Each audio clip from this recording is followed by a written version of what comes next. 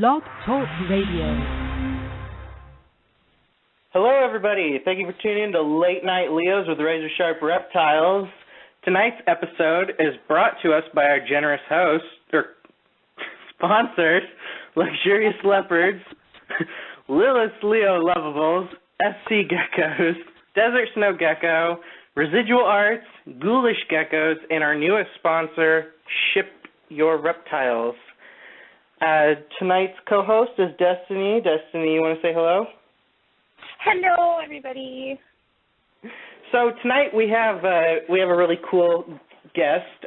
We have Jamie KARNS from Razor Sharp Reptiles. Jamie, you want to say hello, everybody? What's going on, everybody?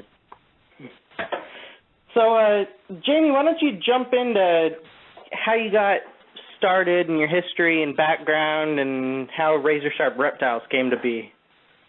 Okay.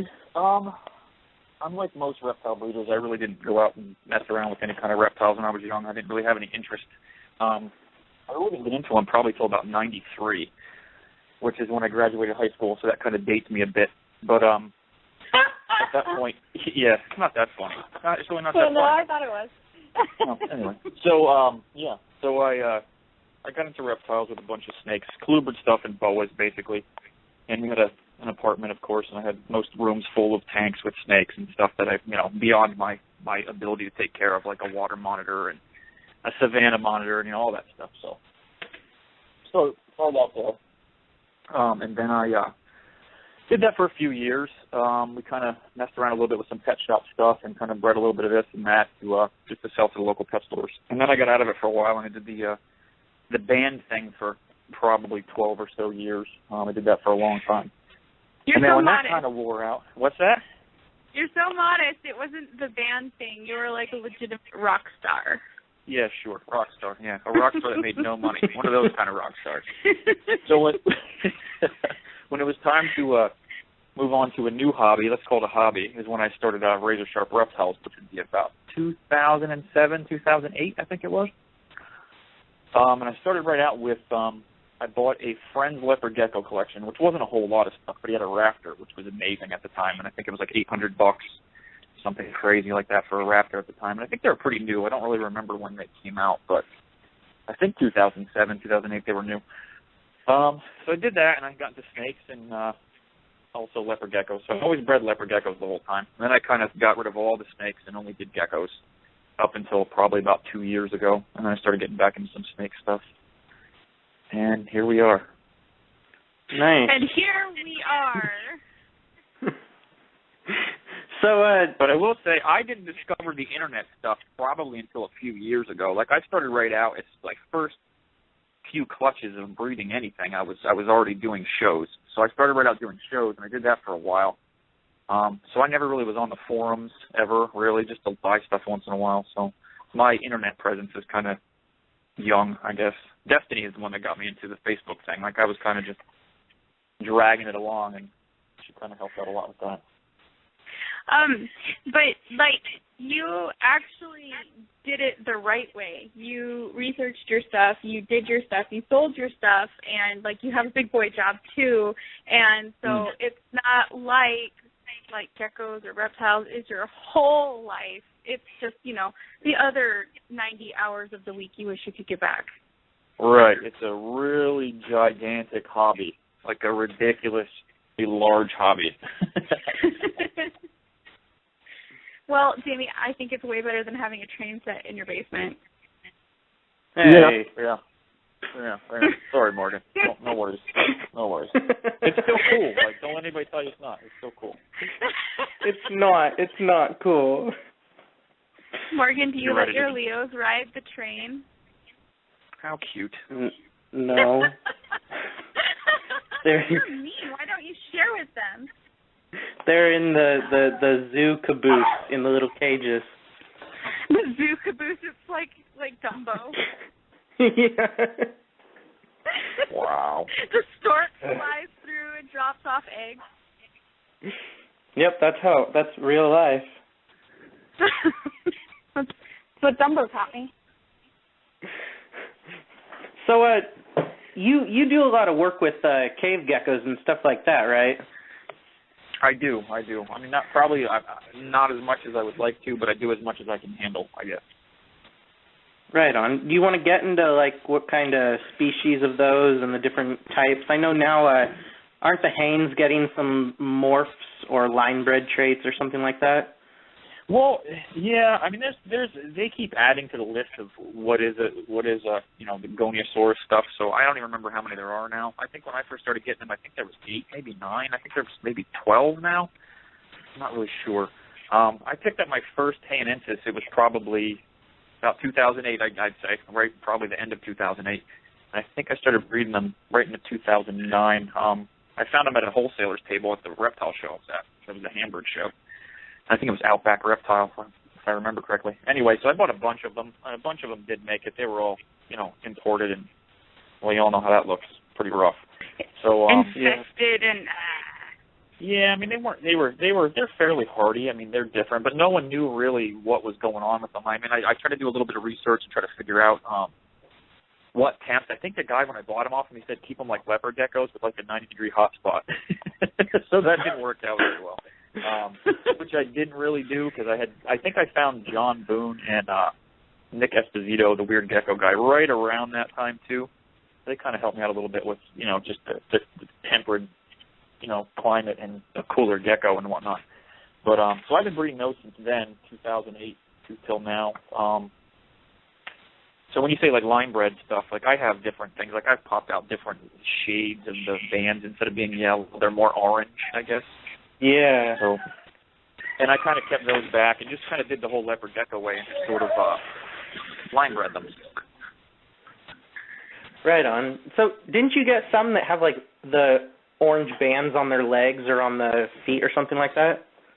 They have like weird yellow dots or orange dots on their kneecaps, kind of. Yeah.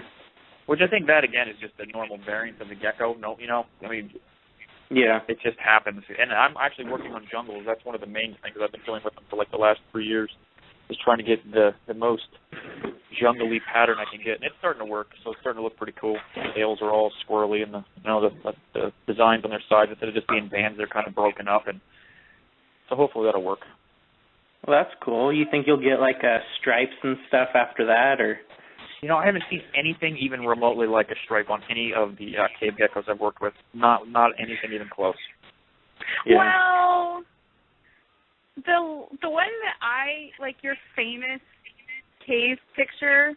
You know the one I'm talking about? The famous, like, everybody loves this picture Jamie took of the one, and it's like orangish and black. It's kind of jungly. The Orientalis. Yeah, they are kind of stripy. Yeah, I guess you're right. Those are. It's more like the Japanese ones kind of deal with this, are more stripy. So if it can happen in one, well, they're totally different though. They're not even close. So Well, yeah, bells and raptors are totally different. Yeah, good point. We'll see. We'll see. We'll see. So I have those anyway, and then I worked with those for a while. And the next ones I got were the Orientalis. I had seen a picture. There was a forum, a cave gecko forum, and I can't remember the dude's name. He was a guy in Pennsylvania. And I jumped on there, and their banner was a Orientalis. Once I saw that, I had to find them. So I searched all over for those for a while, and I found them. They were like $1,000 a pair for, like, babies. Wow. So I picked some of those up. Yeah. And then I picked some of those up, and then through talking with Kelly Hammock from HIS, she was getting rid of a pair, and I got a pair off of her that was actually a sex pair. And I bred those. That was probably 2009, maybe 2010 at the latest. Then they added a few more of the species, the Arrhenius and the Lui, and some other ones I can't pronounce right, so I'm not even going to embarrass myself. So I had those for a while. I just call them by the color. That seems to work out fairly well for me. Yeah, that works. That works. I've heard so many people pronounce them so many different ways that I don't even know what way to write anymore, so I just, whatever. Well, technically, ours, the names like Greek and Latin and forms of Greek and Latin aren't really a spoken language anymore. It's now technically dead, so you can say it however you want. Who's going to correct you? Yeah, right. I guess it could. I don't know. Who knows? So anyway, so I still work with those. I produce a lot of the Hainensis. That's the Chinese, the typical yellow banded ones, the more purpley kind of black, yellow banded red eyes. Last season, I actually hatched out 3 females so far that have eclipse eyes. I don't know exactly where that's going to go. I know what group it came from. I know what the male is. So it takes about a year and a half or so to get them up to breeding size. So I'm going to breed them back then to their father and see if that's actually a genetic trait or if that's some kind of fluke. I can't imagine that it's a fluke, but it looks pretty cool, honestly. We get like a quarter of a red eye and then the rest is black. And then, that's with awesome. the yellow bands and the black bodies. It's pretty neat. I really have to start complaining at this point that now I think you take way too few photos. I take what? Way too few photos? Oh, yeah. I wasn't going to really, I don't even know why I even said it out loud. I wasn't going to tell anybody about that. A few people knew about the eclipse part, but I just started blabbing late, and then I just spilled the beans in the world. So, yeah. You know how many emails I'll get? I'll get like 200 emails in the next 2 weeks. Put me on the list for those. I want those. You have those? Are they available? Do you have these? What about these? You have that one? He's like that for a month. Jamie, you must have like a zillion lists that you have to keep straight. No, I don't do lists anymore. I used to. I don't. It's like check back in a couple months. Check back in a couple months. I'm not doing that. Nope. You're funny. Nope. Because you know what? Every time I've ever done lists, I'd have 30 people waiting lists on something, and you get a hold of them, and 3 of them want them. And, you track them down, you wait, and I just don't do it anymore. They're like, I want them, but I don't have the money. Right. Well, sell one of your kids, They eat way less than your kids. Yeah. I got a Russian connection. We can do that. Are they blue-eyed? Maybe. And so, of all of these little caves that you have, which do you think would be like the beginner cave for somebody who is interested in starting caves? I think the Hanensis, the Chinese, I think those are probably they're the most prolific. They are pretty much bulletproof once they're about 3 months old. I've never really lost a lot of hatchlings. When I first started getting them, they were just really small and weak from the wild-caught family, or the wild-caught parents. So that was a little tricky, but I figured it out. I think that's the best one, the Hanensis. It really is. I mean, typically you can find them. There's a lot of people breed them. I've sold I don't know how many pairs. I mean, I've probably produced over 100 every year since 2009, so they're out there. And, what's your, Jamie-style simple care sheet? The best temps I've found so far that works is between 75 and 78 seems to be about perfect. I use racks and tubs. A lot of guys use exoterras or tanks or however you want to do it with plants and stuff. I keep it pretty Spartan. I just use cocoa fiber for the substrate. The hide box is just a deli cup with some sphagnum moss in it that I keep kind of soaked. That's where they go in for their, for the slimy stuff that they require. And some cork bark and a feed dish, basically, and that's about it. Just keep them misted and don't let them get too hot. Okay, and so now which one would you say is the most challenging? For me, it's the Orientalis because it's the one that I want the most. So that's the one that's your famous picture, the orange, black, jungly-looking one? Yeah, and I've produced 2 in the last 2 seasons. Just haven't been able to. Before that, I was doing okay, but the last 2 seasons they just haven't really bred very well for me. But care-wise, they're pretty much the same. I mean, they like it. I don't know. I keep them a little drier and a little cooler, like 72, 73, and they seem to do pretty well. And so, would you say that you see, in the future, more interesting stuff like your top secret eclipsing happening with those, possibly morphing, or do you think that they're going to be more like the naturalistic type species? I don't know. I don't know how it's going to go. Probably more naturalistic. I don't see a whole lot of stuff happening with them, really. I don't know. We'll just have to see, I guess, how it goes. And so, correct me if I'm wrong, but didn't you get some colonics from, South America? Yeah, elegance, yeah. Travis Coos from Enigmatic. We imported some last December, and they sat at his house, too, just until probably about a month ago because it was so cold here in Pennsylvania. We had this awesome Arctic winter that he got to keep them until just now. So I'm just getting settled in with them, so I don't really know I'm not going to say that I'm an expert on them by any means. I haven't bred them. I'm just raising them up. I don't even really see them. Like they're very elusive as opposed to the ones that I have. What is it, variegatus, I guess, is that how you say that? Does that sound right? Yeah. I don't even know. Those guys come right out there like they want to hang out and stare at you and climb on your finger and stuff. And the elegants are just, they're buried someplace. You got to dig them out more or less to even make sure they're alive. Extricate for like life sign. Are you in there? Are you okay? Yeah, every 3 days I'm going through there, pulling everything out of it because I have it in a like a 15-quart tub. They're small too, 15-quart tub with all this planted stuff and cork bark, and I have to dig everything out every 3 days to try to find them because they're like hidden in there. So it's kind of fun. And every time I'm just kind of holding my breath, just hoping they're in there alive. And everything's been great so far. Yeah, that's just me. This is being neurotic, only because I haven't kept them long enough. They're fine. It's just totally me, 100%. Are you still 100%. there? You're okay, right? Yeah. He's It's like, come on. Oh, there you are. That's good. Next. Yeah. So, but I have 3 pairs of those. So I'm not sure breeding size yet. I'm not even sure. We were talking. Travis and I were talking. I think like fall time they may be ready. I may wait till next spring because I'm not really in a big rush. I got enough stuff to take care of, so I'm not in a big rush to breed them. And the other ones that you have are like the bandeds. Yeah, the variegatus. I have those. And that one, I popped out that weird lavender kind of morphy looking thing. I don't know what that is either. Morgan, did you say you knew about the morphs? I don't personally, but yeah. Usually the light ones that look like snows, don't they come from like Utah? Like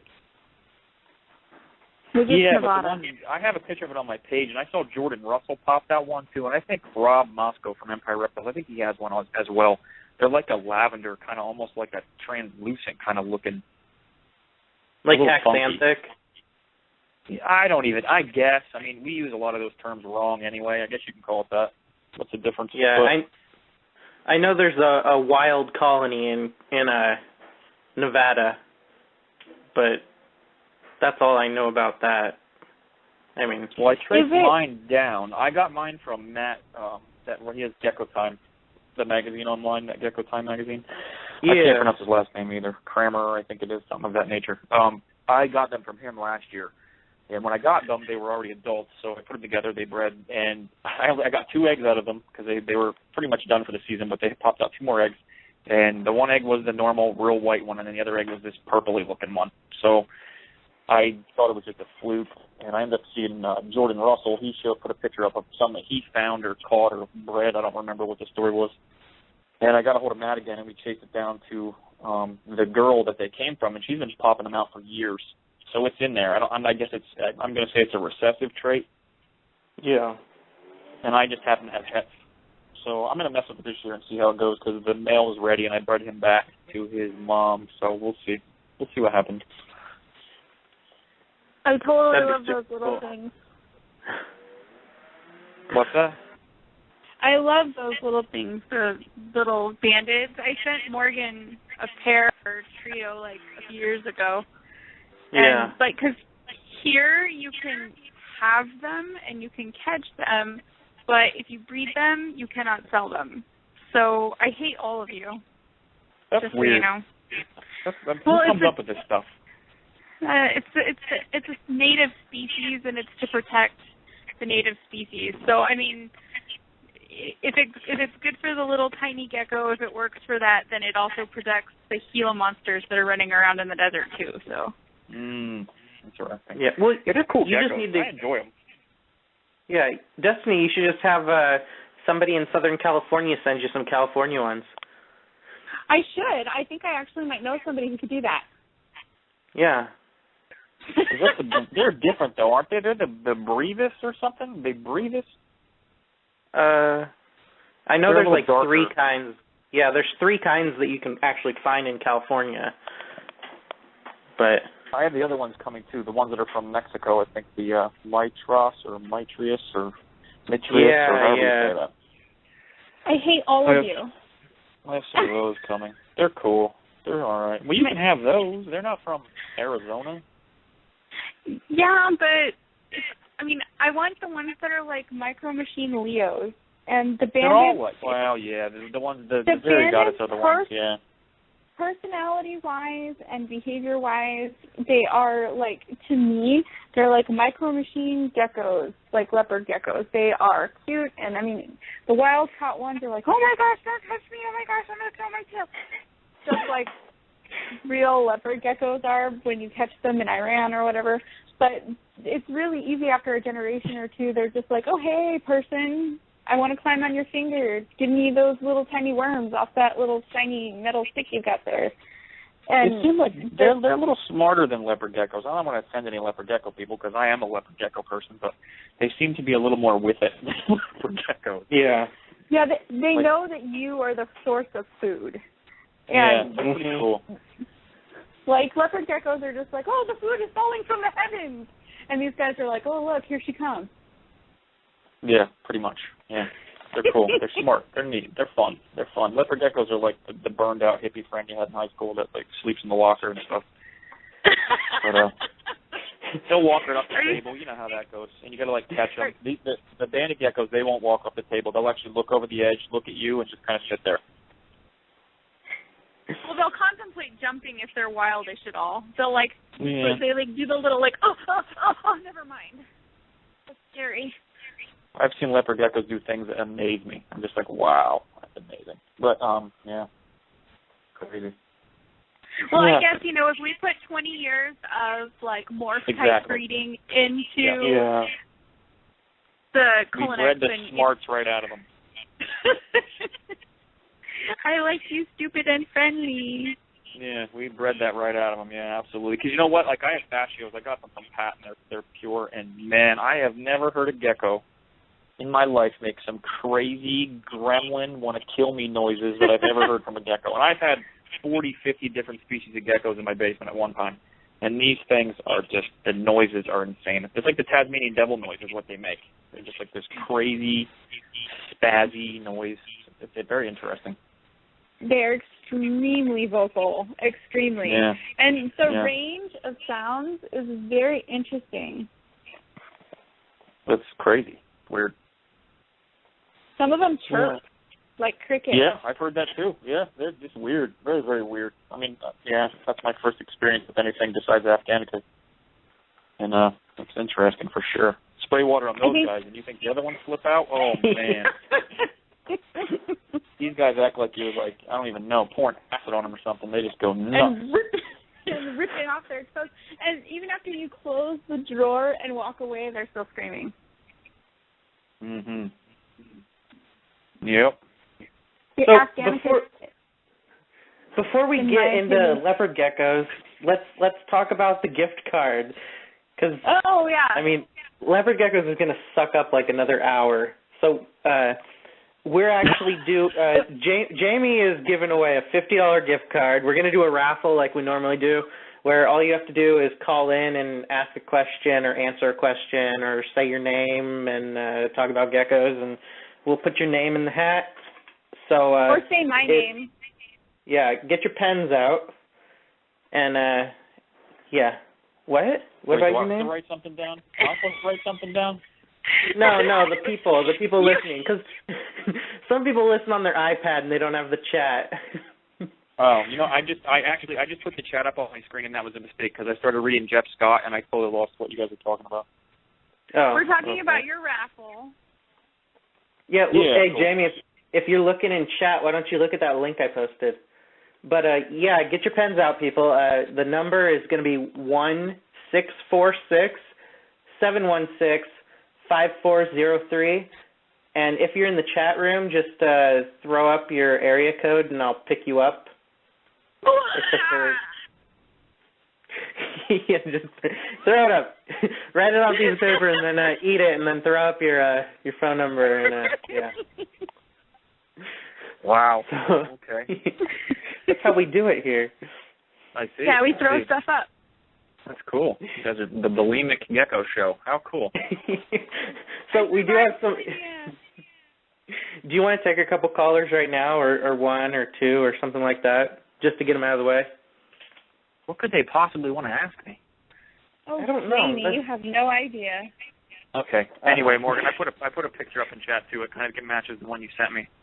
Anyway. Okay. Yeah. All right, a caller from the 310, you're on the air.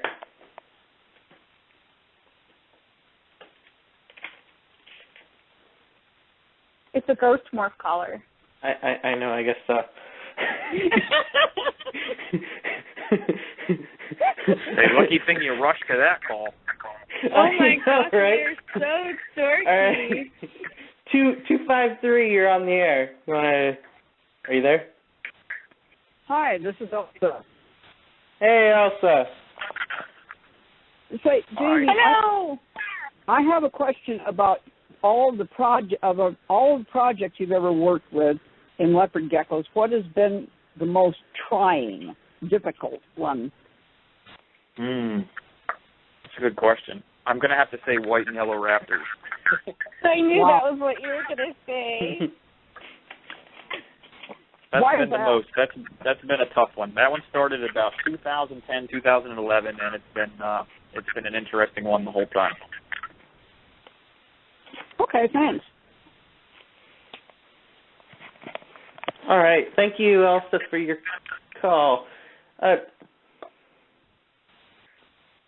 Okay, so what were we talking about, Afghans? I don't know. The whole phone, I got cut off there for a second for some reason. Oh, I that's think weird. that Afghans are the grumpy ones. Afghans? My the Afghans are pretty chill. My Afghans are scary. Yeah, I know. my I've heard. My fascios scream and chirp and burp and make all these weird, strange sounds and hate me.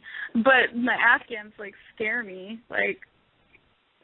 It's like spoon mode when I go in there to do stuff. I like my fingers. I've never been bitten by a leopard gecko. Never? No, never.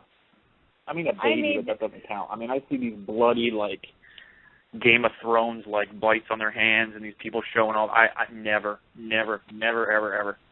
Now, tomorrow I'll be losing a fingertip or something, but, yeah, crazy. I got tagged one time, and I think back on it, and sometimes I'm really pretty sure it was my fault because I was cleaning tubs, and I used to keep all of my males on the top shelf, along my rack system, and then all the females that they were being bred to underneath. And I was just going across the rows to clean, and I picked up this gigantic trumper male with this really weird paradox spot, and I was looking at him, and then I put him down, and then I moved on to the next tub, which I think had his son in it, and I was looking at that one, and I was like, oh, look, you guys have the same weird spot. And so then I went back to Dad, and then Dad wasn't having it, and he chomped me on my pinky finger, and he wouldn't let go, and he started to alligator roll, and so I had a spiral, he started at the top of my pinky finger, it was all the way down his throat, and then he spiraled all the way down until he finally got off, and so it looks like, when you peel an orange in a spiral, that's what my finger looks like. Sweet. Yeah, it's pretty gross, but that Sweet. was the whole don't handle males in breeding season directly after each other kind of a thing. Wow. That's nuts. Yeah. I can't believe you've never been bitten. No, I mean babies. I've been bitten by babies hundreds of times, but not anything that ever drew blood or broke skin or anything. Morgan, with the Blizzard Master, I bet you have. No, actually, the only one that's really bit me is Cannibal that I had almost 10 years ago. Bit me right above the cuticle on my thumb, and it must have gotten my thumbnail where it was really soft, when it's developing under your skin. So I had this huge lump that was shaped like the front of a gecko's mouth. And it grew all the way out my fingernail. It was crazy. Like an imprint?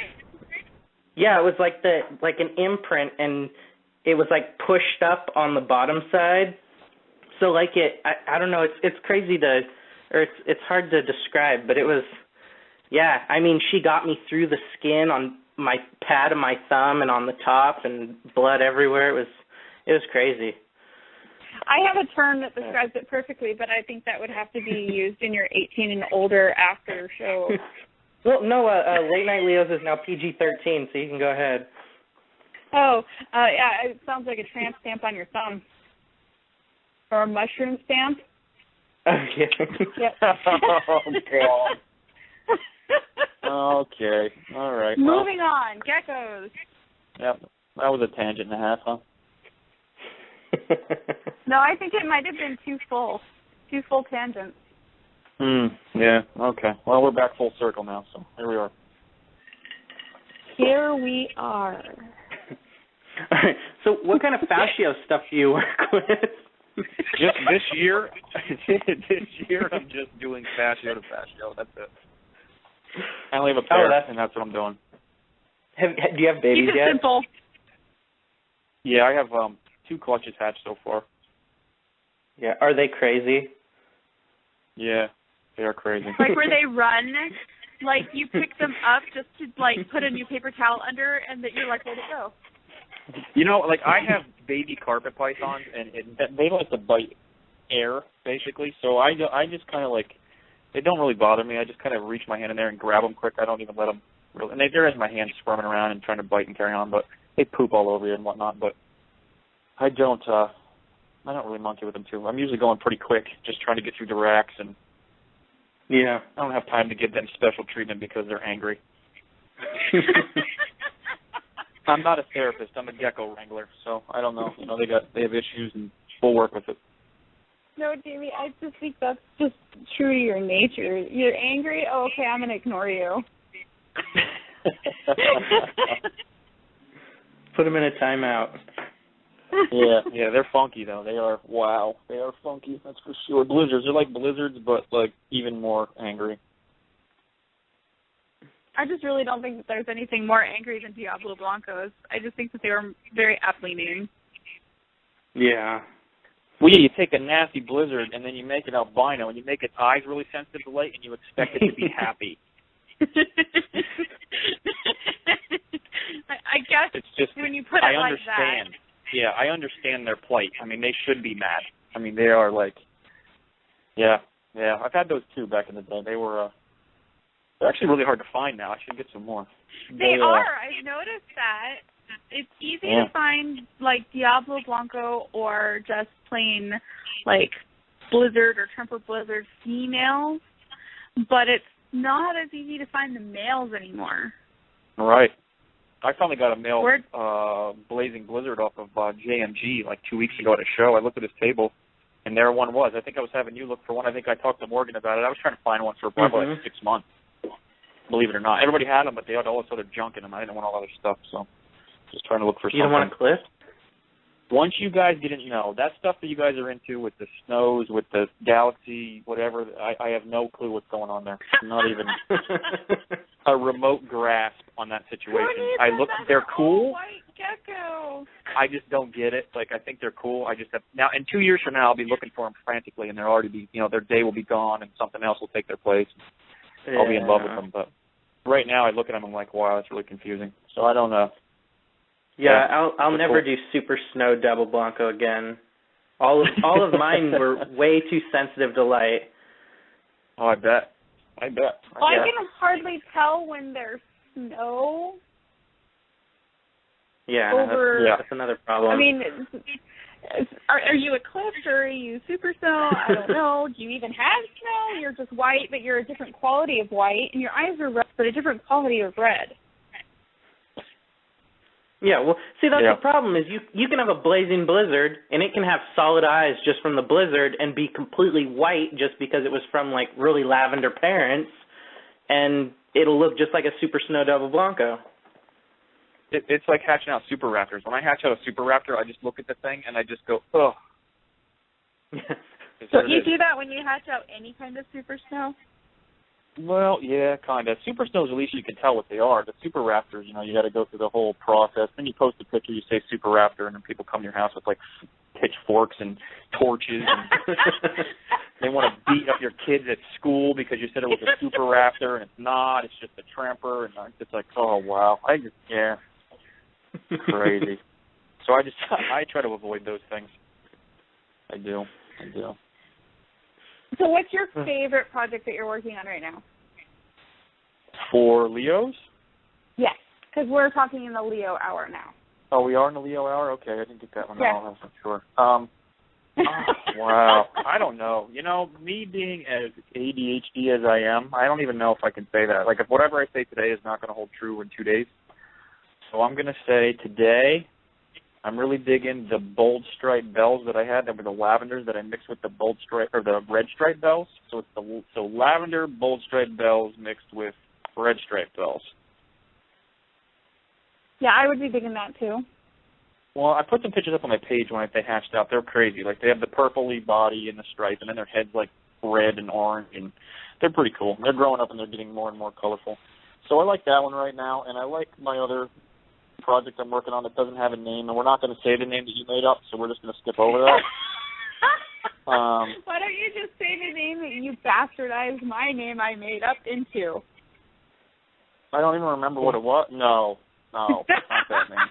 No. So I have no name for it, but it's on my page too. It's like a lavender gecko with yellow neck and yellow wavy pattern. Its head's red. I don't even know what you'd even call it. We'll figure it out sooner or later. But it's I like know a what banana. to call it. Oh, Morgan. Yeah, Morgan. they're kind of the same color as a banana. Yeah. Let's just say Bethany said one time. Was that last year? You said banana neck, and now everybody asks about the banana neck. I would never name something banana neck. Banana neck. That's unbelievable. Why not, Jamie? I'm not sure where you said that at. I wish I could erase it wherever it was, but it's It was stuck probably now. on Now the corner. I think it was on a radio show. I think it might have been on that other radio show. Oh, maybe. Yeah.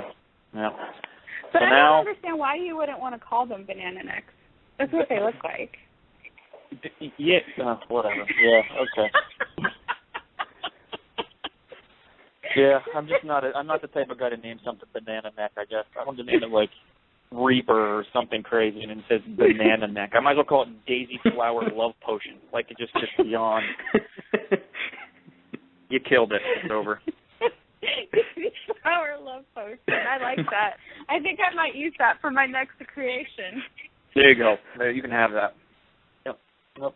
So I guess that just goes to show you need to name your crap before I see it. Okay. I'll remember that next time. So I'll just stop showing you stuff, period. No, I don't like that plan at all. Interesting. So, yeah, besides those are what I'm liking right now. I always like the bell stuff and the rainwater stuff. I do like Tremper stuff. I have a bunch of Tremper stuff. I don't really show a lot of the Tremper.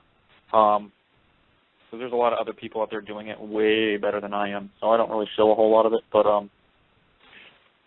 most of the rainwater and the bells. Your eclipse stuff, but I have a few of your eclipsey things, and I like them. Yeah, they're okay, too. I didn't even breed for those this year at all. Did you do that on purpose just to spite me? No, I just didn't do it. I just didn't do it. Huh. I won't have any eclipses. I won't have anything like that, probably. There's plenty of season left. Yeah, there is. Nah, I'm over it. Next. Let's talk about your yellow project.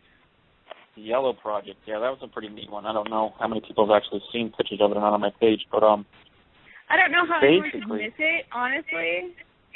Yeah, it's really yellow. This year I kind of put a little twist to it, so we'll see how that works out.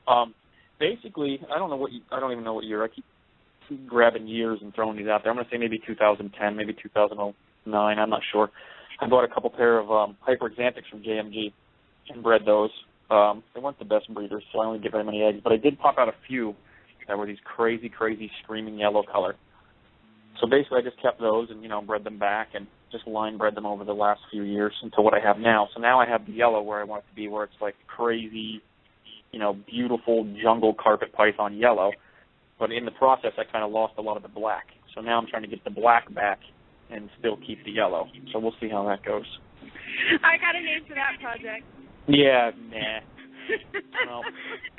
Jamie's going to get the sexy back. Yeah, no. Trying to get black back into it now. So we'll see.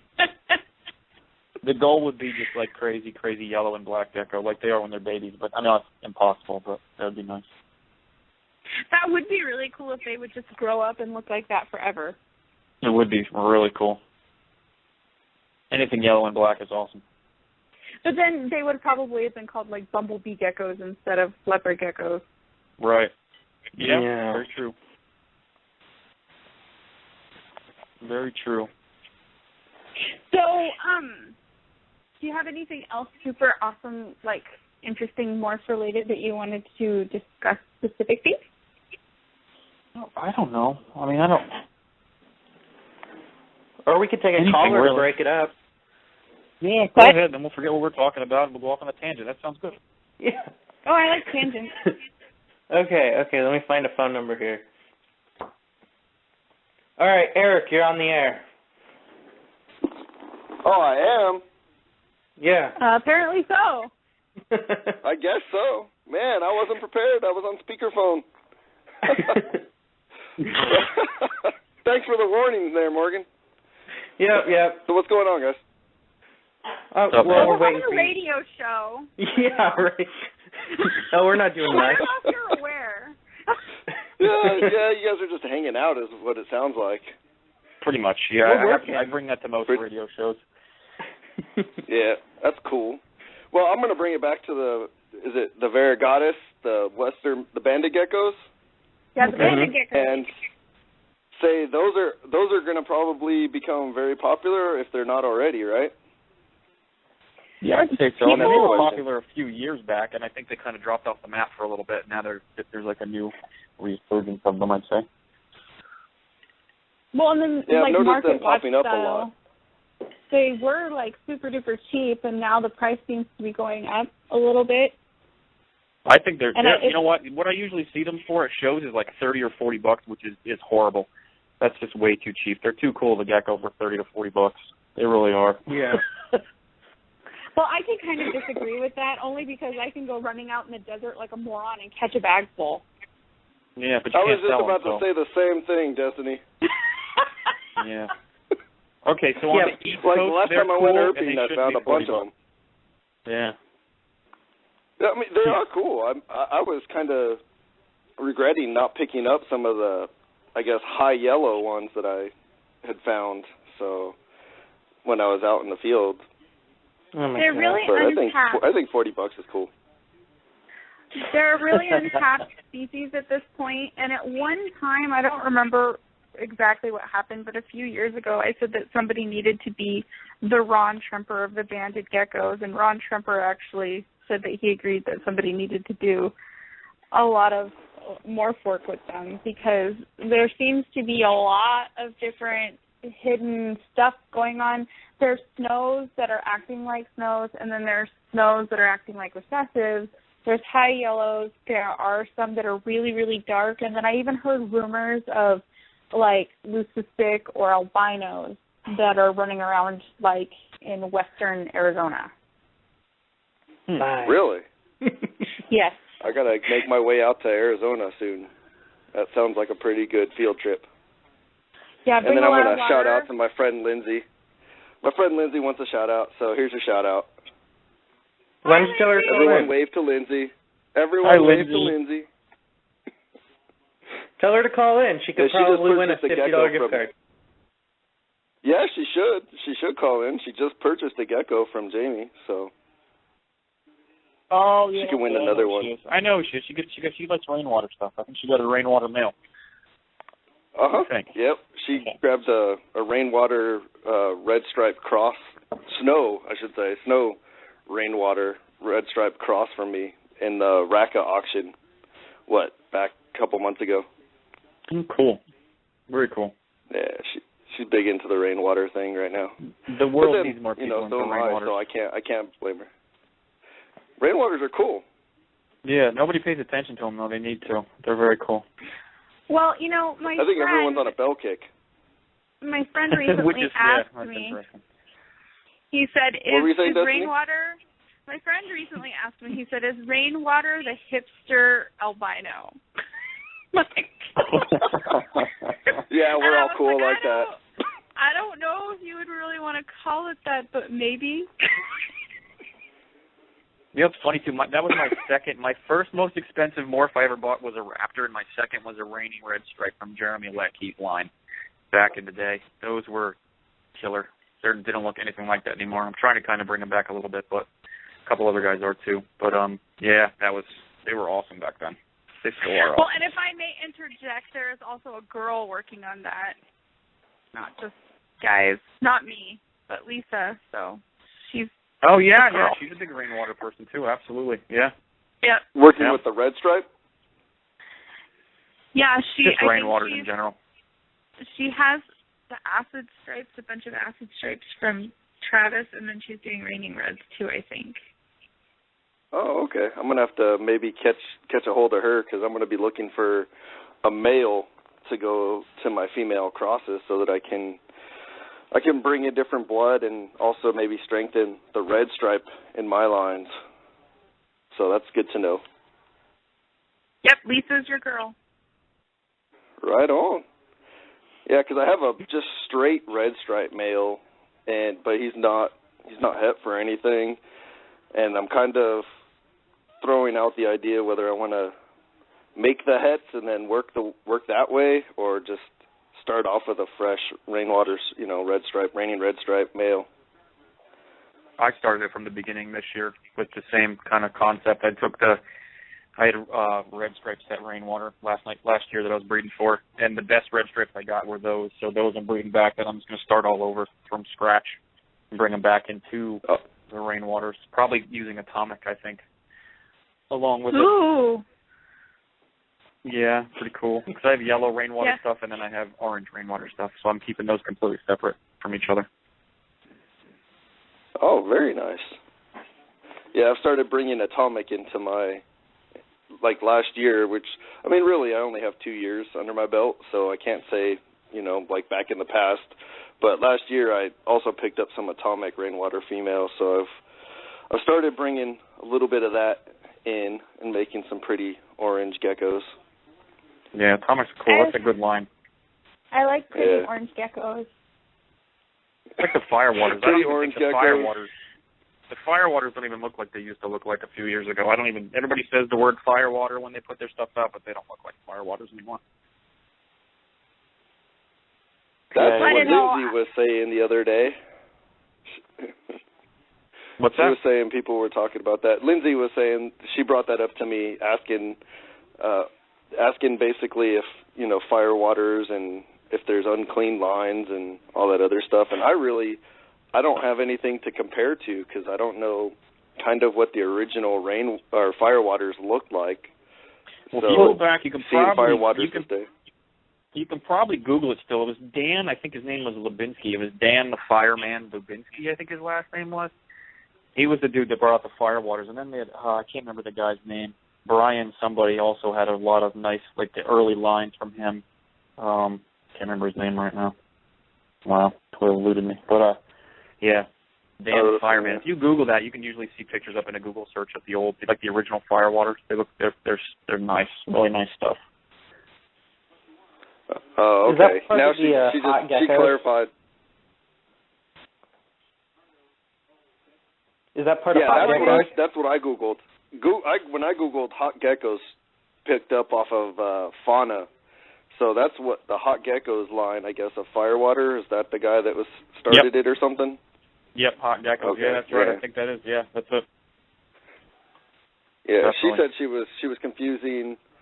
She was confusing firewater with firefox. So what's a firefox? Firefox is tangerine. Yeah. So it's a lime Tremper line tangerine?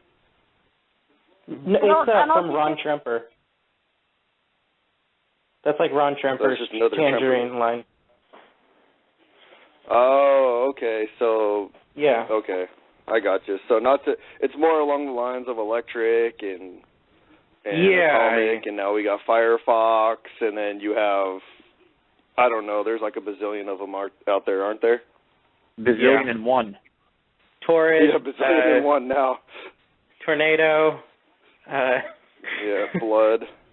That's the one that lately, I see stuff and it's labeled blood, and I'm like, I don't think so. Well, I've started labeling things crosses because I started realizing, like, okay, I understand if it is atomic, it hatches out bright orange, but I didn't breed 2 atomics to make that baby, so I've really started trying to say cross. So I think what a lot of people are doing is they're throwing out the blood term, and it might be a cross. I just look for the feet are like a dead giveaway for bloods. Plus, blood should have more of a red head, regardless, like more of a deep red, because I think that's a JMG line, right? Yeah, that's the JMG line of tangerine stuff. Yeah, I have a male I got from them probably in 2009 or so. That's a blood male. He has a red head. They're pretty cool, but like I have blood emerines that I got from Damien, and those are pretty awesome. Blood Yeah, is definitely a darker tangerine. That's the key right there. Mhm. Yep, absolutely. But you're right though. That's how you should mark them. You should definitely mark them as crosses. Oh, I just said red in the head, fire in the hole. Yes, there you go. So, I don't know. Lindsay wants to know if she could come online with us while I'm here. Is that cool? Or yeah, what's her area code? Works. Do I have to? I don't know. You'd have to ask her. She's 407. She has to call in. 619. She's 619. There is. Lindsay, you have to call 1-646-716-5403. She's probably on hold with like Domino's Pizza or something. Oh, maybe, I don't know. Hello, this is Cooking with Juanita. Push 1 to talk to the host. She's still not there. Yeah, you can't push 1. What other tangerine lines are there? All the momentum we have. Yeah, that's all the it's all gone. All the leopard gecko momentum we had just went out the window, but thanks to Morgan. We all have ADD or ADHD to some extent, so we have da moments constantly. No. Big time. So you're going to start answering, this is Taco Bell or something? Hello, this is Cooking with Juanita. Yeah. Lindsay, you're on the air. Come on, Lindsay, call in. Oh, there you go. Well, she called in. What's up, guys? Hey, Lindsay. Might be there. Can you guys hear me? Are you there? Yeah, we can hear you. We can hear you. I can hear you. Nice. Welcome to the radio show. How are you? Oh, hey, guys. Sorry, there's a lot of lag, but yeah, it's my first time here. I'm excited to hear about everything you guys got going on. It's pretty cool. Hi, Lindsay. Yeah, we're probably doing a number on confusing everyone. I'm lost. So, do you want to ask Jamie a question, and we can put your name in the hat for a $50 gift card? Yeah, I'd love to.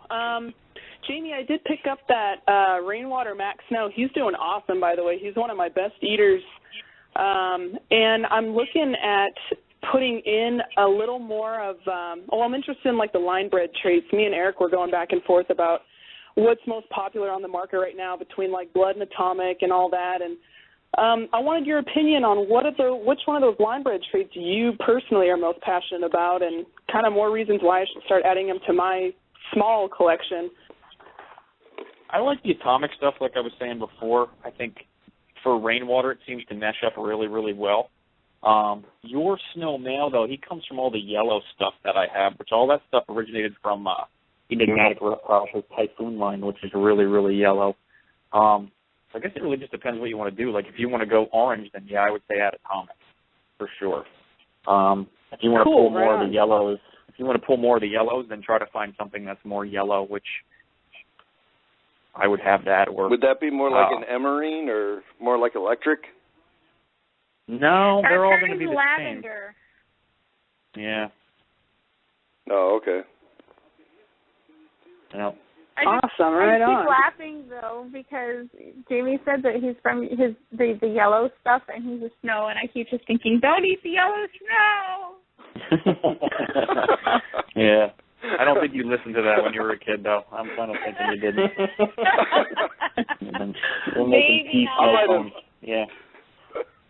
I think I have some atomic crosses from last season that might be actually snow. I'm hoping to prove out this year. I was talking with Don, and he was saying he was getting ready to prove out some snow atomics as well. That's cool. Yeah, atomic line works really well with the rainwaters for whatever reason.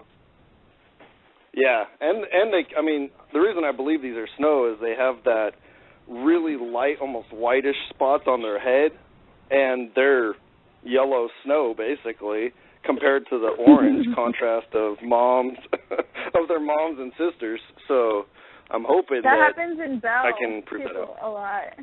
Like radars, if they're snow radars, they can be sneaky and you can never really tell unless you look hard and you see that they're slightly more yellow than their siblings. You know what else works is when somebody breeds it and they get a snow. Yeah, and then they call you and tell you, hey, Jamie, guess what I just got? Yeah, I had that last year, actually, as a matter of fact. And there was not a person on this earth that thought that was a snow. And it still was a snow. So, yeah, it's tricky. But, yeah, definitely, I would say atomic. If you're going to mix something in with it, if you want to do something like that, I would use atomic. Awesome. Yeah, there you go. More atomic love. We need more of that. I got mine from Sean Gray in Texas. I guess he got his from the guy that started the atomic or something like that. So yeah, he's in Texas. I can't think of his name, but yeah. I keep forgetting it. It's Chris or something like that. Chris or Scott or I don't know. John Smith. He tells me all the time and I forget. Yeah, I have geckos from him. I got pure atomics from him last year through Matt, and I don't remember the guy's name either.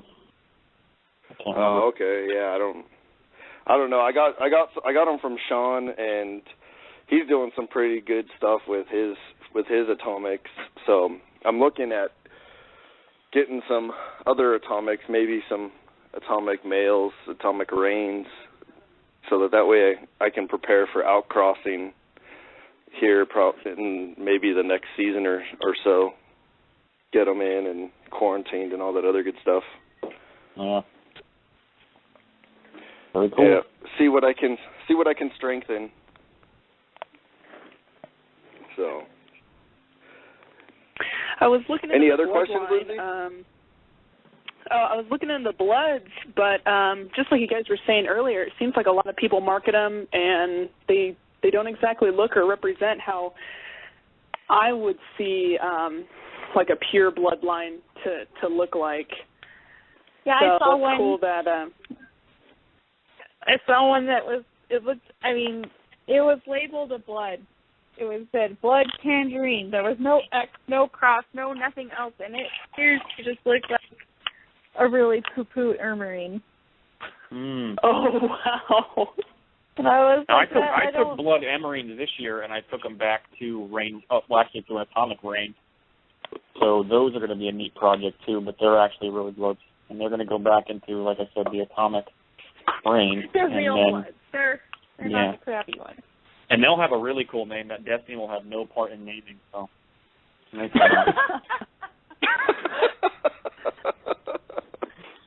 Whatever. Yeah. Spell, potion, princess, butterfly. Hippie dust. Hippie dust. Hippie dust. We could just start naming everything after different varieties of marijuana. I could do that, I guess. No. I would have to do some research. Man, so. You must be calling in from Washington or Colorado. No, I'm in Arizona. Oh, I know where you're at. I'm just saying, thinking about marijuana, you must be calling from one of those states. Well, they just have lots of really cool names. Haven't you ever looked at a single issue of High Times? Weren't you in high school ever? I was, but I don't know if that was a magazine that I picked up. Oh, my gosh, it was a magazine I picked up. Oh, so Jamie, I think we're old. Yeah, I agree. Uh-oh. Aww. No, surprisingly, I was the jock in high school, so I picked up all the ESPN magazines. I had all the ESPN magazines and all that other good stuff. I had more equipment catalogs than I did other types of catalogs or magazines. So, and then of course because I'm down here in the South Bay by the beach, I had Surfer magazine, obviously. No, there's nothing wrong with that. You what? There's nothing wrong with that. Oh, nope, not at all, not at all. Dreaming of all the places I wish I could go, and now I'm hoping geckos take me there. Not really, but it's a good idea. They will on Morgan's gecko train. The gecko train? There you go. Got to get in on that. In your basement. It's a secret. It's still top secret. We're not supposed to talk about it. Oh, I'm sorry. Yeah. Oh. So sorry, you guys have any more? I'm laughing at the picture. I know that picture Jeff posted was interesting. Dude, that's.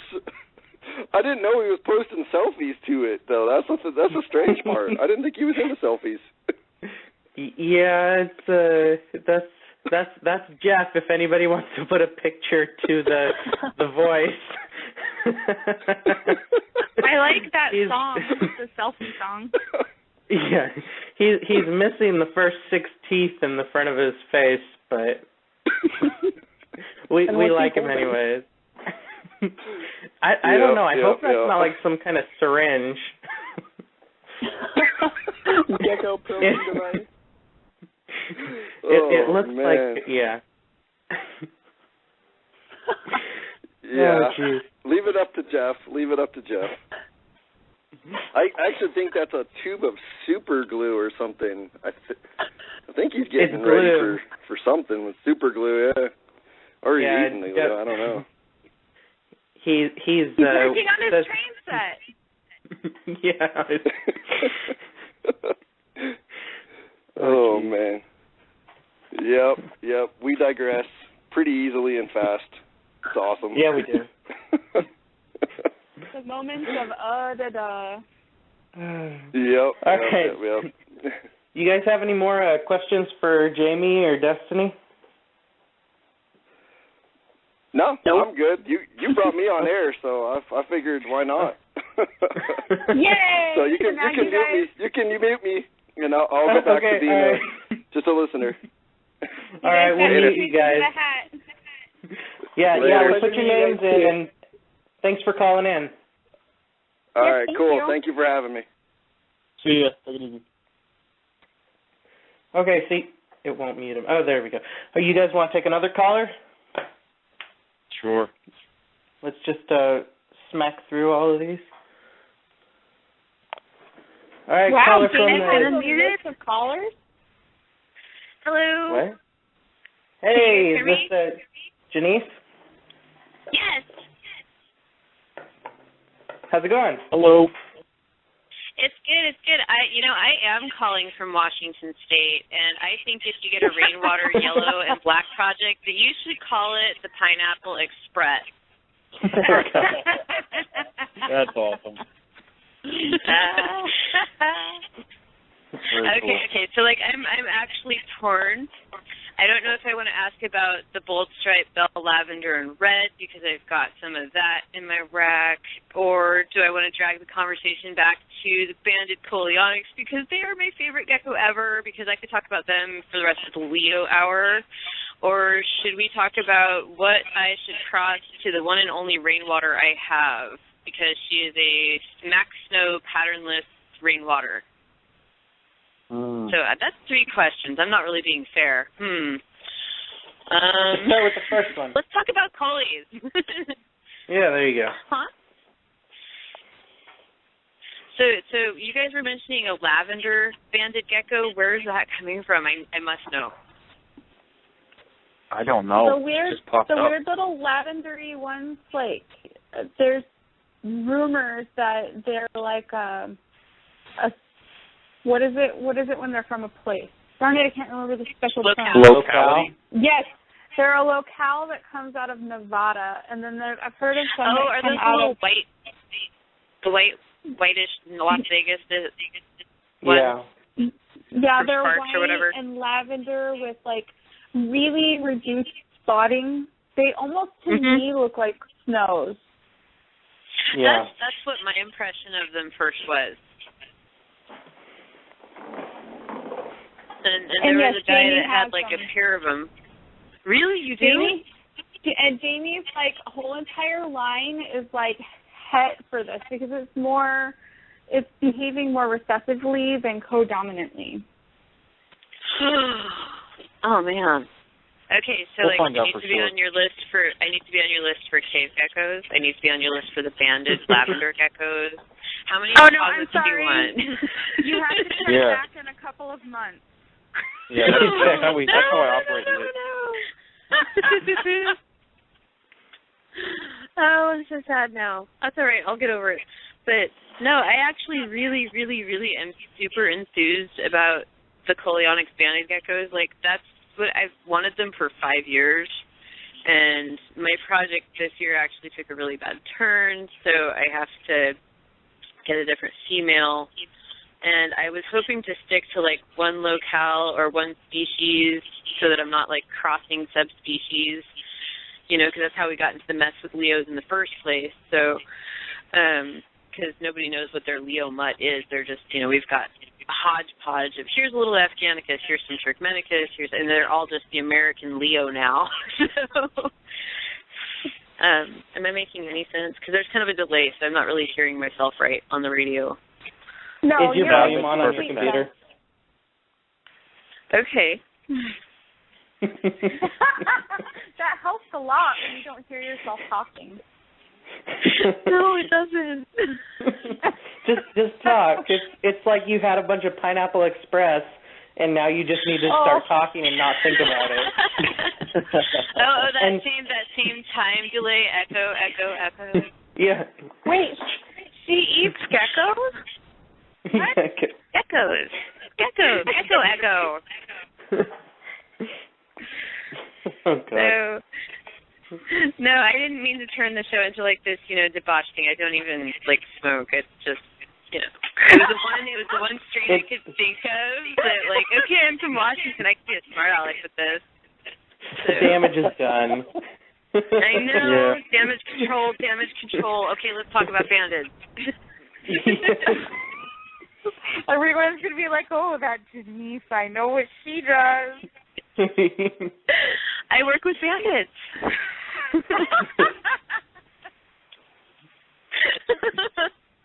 No, I actually would like to get into a couple different lines of bandits because, you know, I have one pair and one set of eggs, and the eggs just they fuzzed out on me this year, and I just got really sad. So I was looking at getting some different bandits. So, and I was listening to you guys all talk about. Take a trip to Arizona with a big burlap sack, run around in the desert, and catch them, and then take them home. Well, I was thinking of doing like the SoCal Coley expedition because I actually have friends and family and stuff down in Southern California that will like, you know, hey, can I cast here while I go gather geckos? No, Uncle Rick, it's cool. I promise they won't be in the kitchen, all right? But, like, you know, it would be fun to do that, but at the same time, there's also the whole I don't want to be doing too much collecting out in the wild because then you have to get them all vetted and deparasitized and keep them in a separate room and do good husbandry and stuff.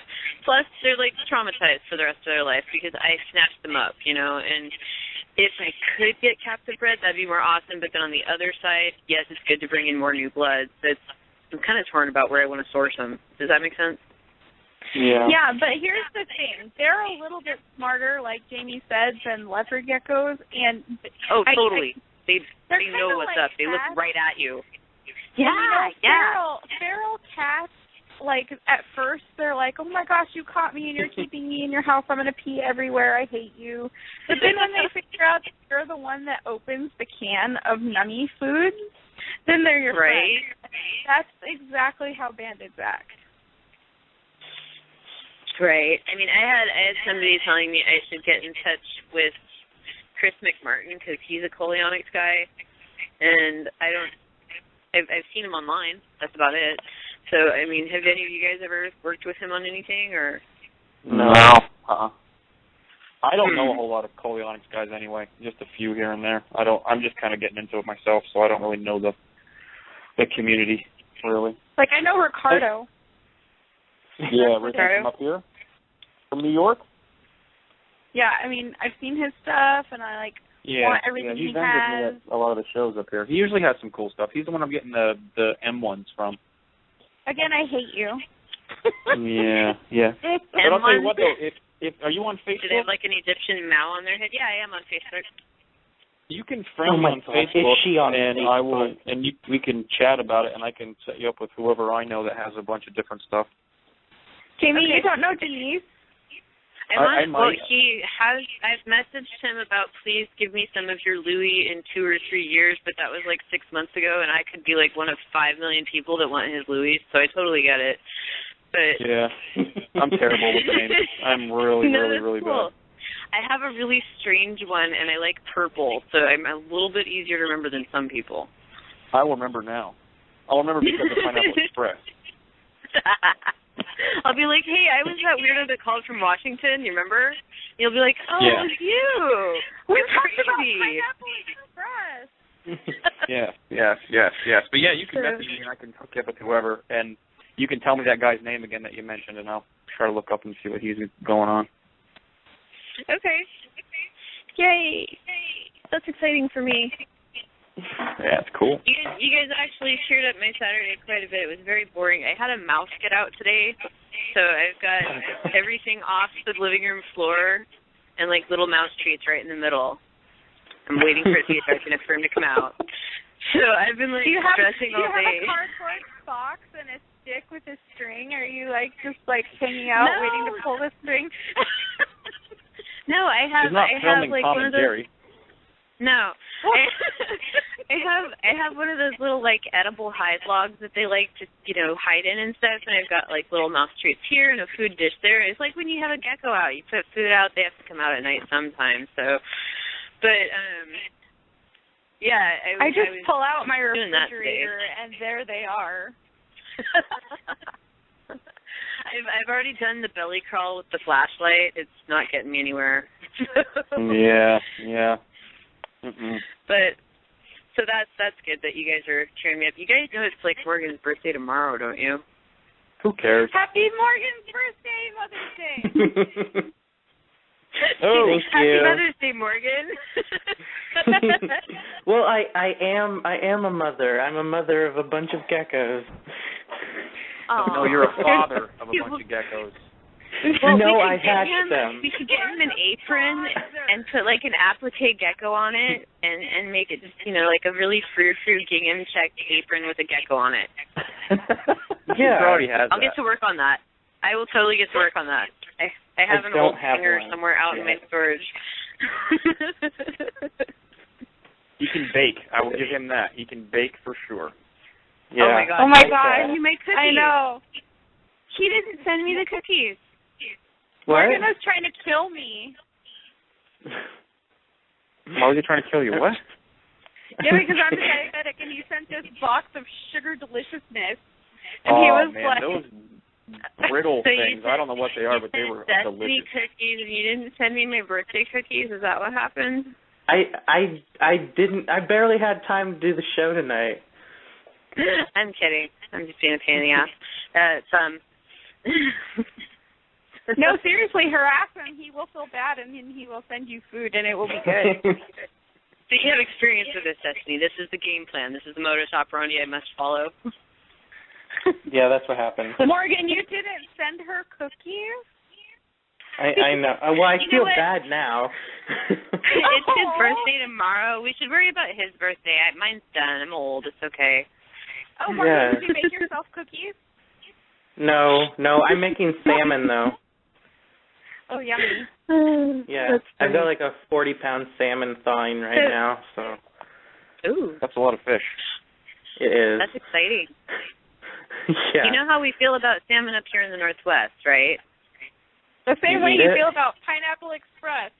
No, more so because it is like the lifeblood of the rivers up here is the salmon, and it's so good. It's so good every fall. It's awesome.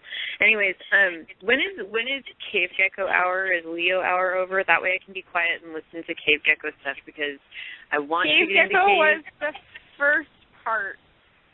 Oh, I missed it? Yeah, you missed it. I think I missed it. Oh, man. Yeah, because I missed it. Because yeah, I was busy looking for a mouse. You're going to have to download the podcast. Get about a good 45 minutes until the train wrecks. Yeah. Until the train wreck. That's funny. Well, thank you for taking my call. I don't want to be like a Thank call you for hog calling. and there's other callers. Yeah, and, All right, and happy you guys all have a birthday good night. yesterday. It was Happy your birthday yesterday. Tomorrow. Yay! Birthdays. Yay! All right, thank you for calling in. Jamie, I'll message you. Okay, thanks. All right, Bye. cool. See ya. Bye. Bye. Good night. All right. You guys want to take another call? Well, I You actually have gotta- a question for Jamie really quick, Okay. and then you can take another All call. Jamie, what are you using to incubate your eggs this year? Huh? What are you using to incubate your eggs? Are you using, like, deli cups, or what is your deal? Oh, I am using those THG egg trays this year. I really like those things. Do you? And tell us all about it. I think they're very cool. I had the white ones a couple years ago. I forget what they're called. They worked all right too. But I really like these. They have like these little nodules that keep the egg up off the plastic, so there's a little bit more airflow. I don't know. It just seems like a cooler design to me. I'm probably gonna get assassinated now if I'm saying that, but No. they are. I think they're pretty cool. So I've been using them for a few months, and I like them. I definitely like them. You have to use a different size cup and a different kind of cup. That's probably the only downfall, I would say. I think it's a 12-ounce allure. They're pretty clear, like the cup you'd use for like a reptile show, but not punched, obviously. Use those, and you can use anything for a incubation medium. I've used water crystals or hatch rate. I have a big, whatever I grab at the time, I just kind of throw in there, and it seems to work out pretty well. Don't But I you like have, those. like, a truckload of, like, hatch rate in your basement? Or is that because Yeah, I accidentally ordered 60 pounds last year. Okay. I'm only into like pound 30, so I have a lot. I have a lot of that stuff. You should wholesale it. Yeah, I wasn't supposed to. It was an accident. Yeah. Jamie, weren't you the one that was talking to me about you don't need any water in your hatch, right? And I was saying that like for the last 3 years I've been adding water to it. Yeah, I found out that. So confused. Well, all the bags. I went out to my garage and opened up all the boxes, and all of the bags are like bone dry. So I think it's just a bad shipment that I got. If you take a scoop of it in your hand, you will see water crystals in the perlite. Yeah, well, once I added water, I noticed that like they expanded, but they were so dry that the crystals had like lost all of their water. That's maybe it was just non-hydrated water crystals when they made your batch. I don't know.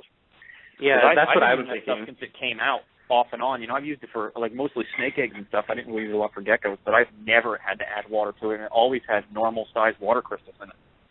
Yeah. So I don't know. Yeah, I thought that was weird. That is very weird. That's very, very strange. Hopefully you don't have 60 pounds of it. Yeah, I know, right?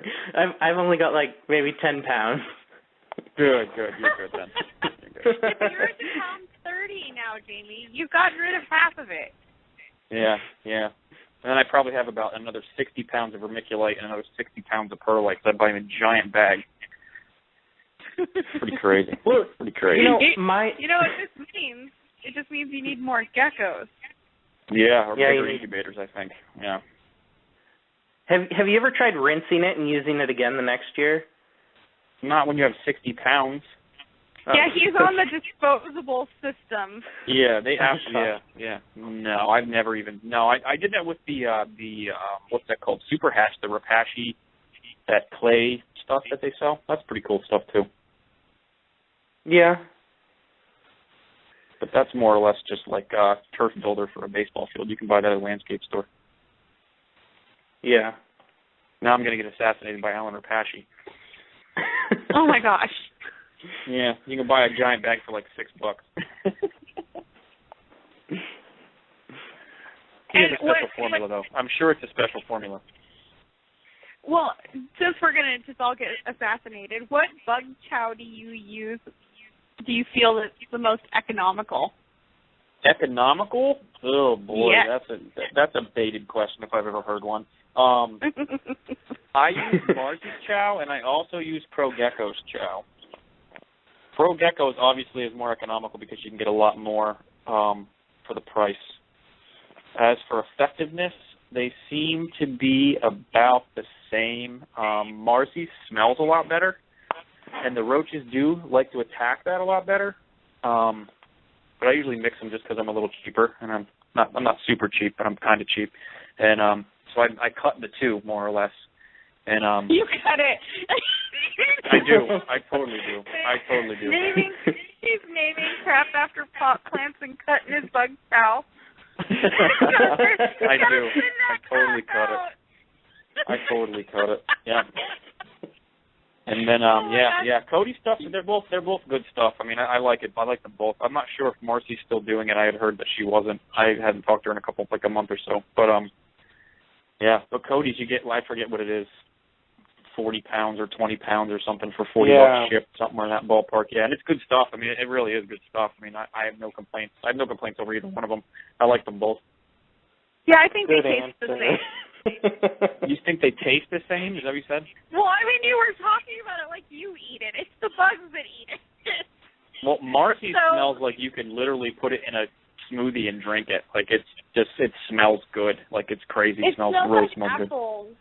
Yeah, like apple pie kind of smell. Absolutely, like a cinnamon maybe. I don't even know. And Cody's kind of smells like a barn. I like barns. A clean barn. Yeah, no, I don't mean that in any negative way. It just has that, you know. That it smells like grain. Grain. Yeah. But I'm getting, you know, they're both very, very, very good for what they are. Yeah. I answered that question slick, didn't I? I did. Yeah. You didn't catch me at all. You did a good job. We didn't have to mute you. They're bugs. They're bugs. Yeah, they're bugs. You guys want to take a call? Bugs eat poop. Sure. Okay. That's enthusiastic. I'm sure this person's going to feel like, oh, Jamie totally wants to talk to me. Jamie's enthusiasm level as the night goes on will drastically drop. All right. Caller from the 502, you're on the air. 502. The ghost morph. I guess not. Okay, well we'll pick up a different caller. This one's sure to terrorize us. Caller from the 571, you're on the air. Oh man. What's going on? Hey, how's it going? Are you randomly just picking people that aren't really calling in, or what is going on here? No. Yeah, he's randomly picking people. Oh, isn't that something? Well, it says what your name is. Unless you're an unknown caller, then I don't know who you are.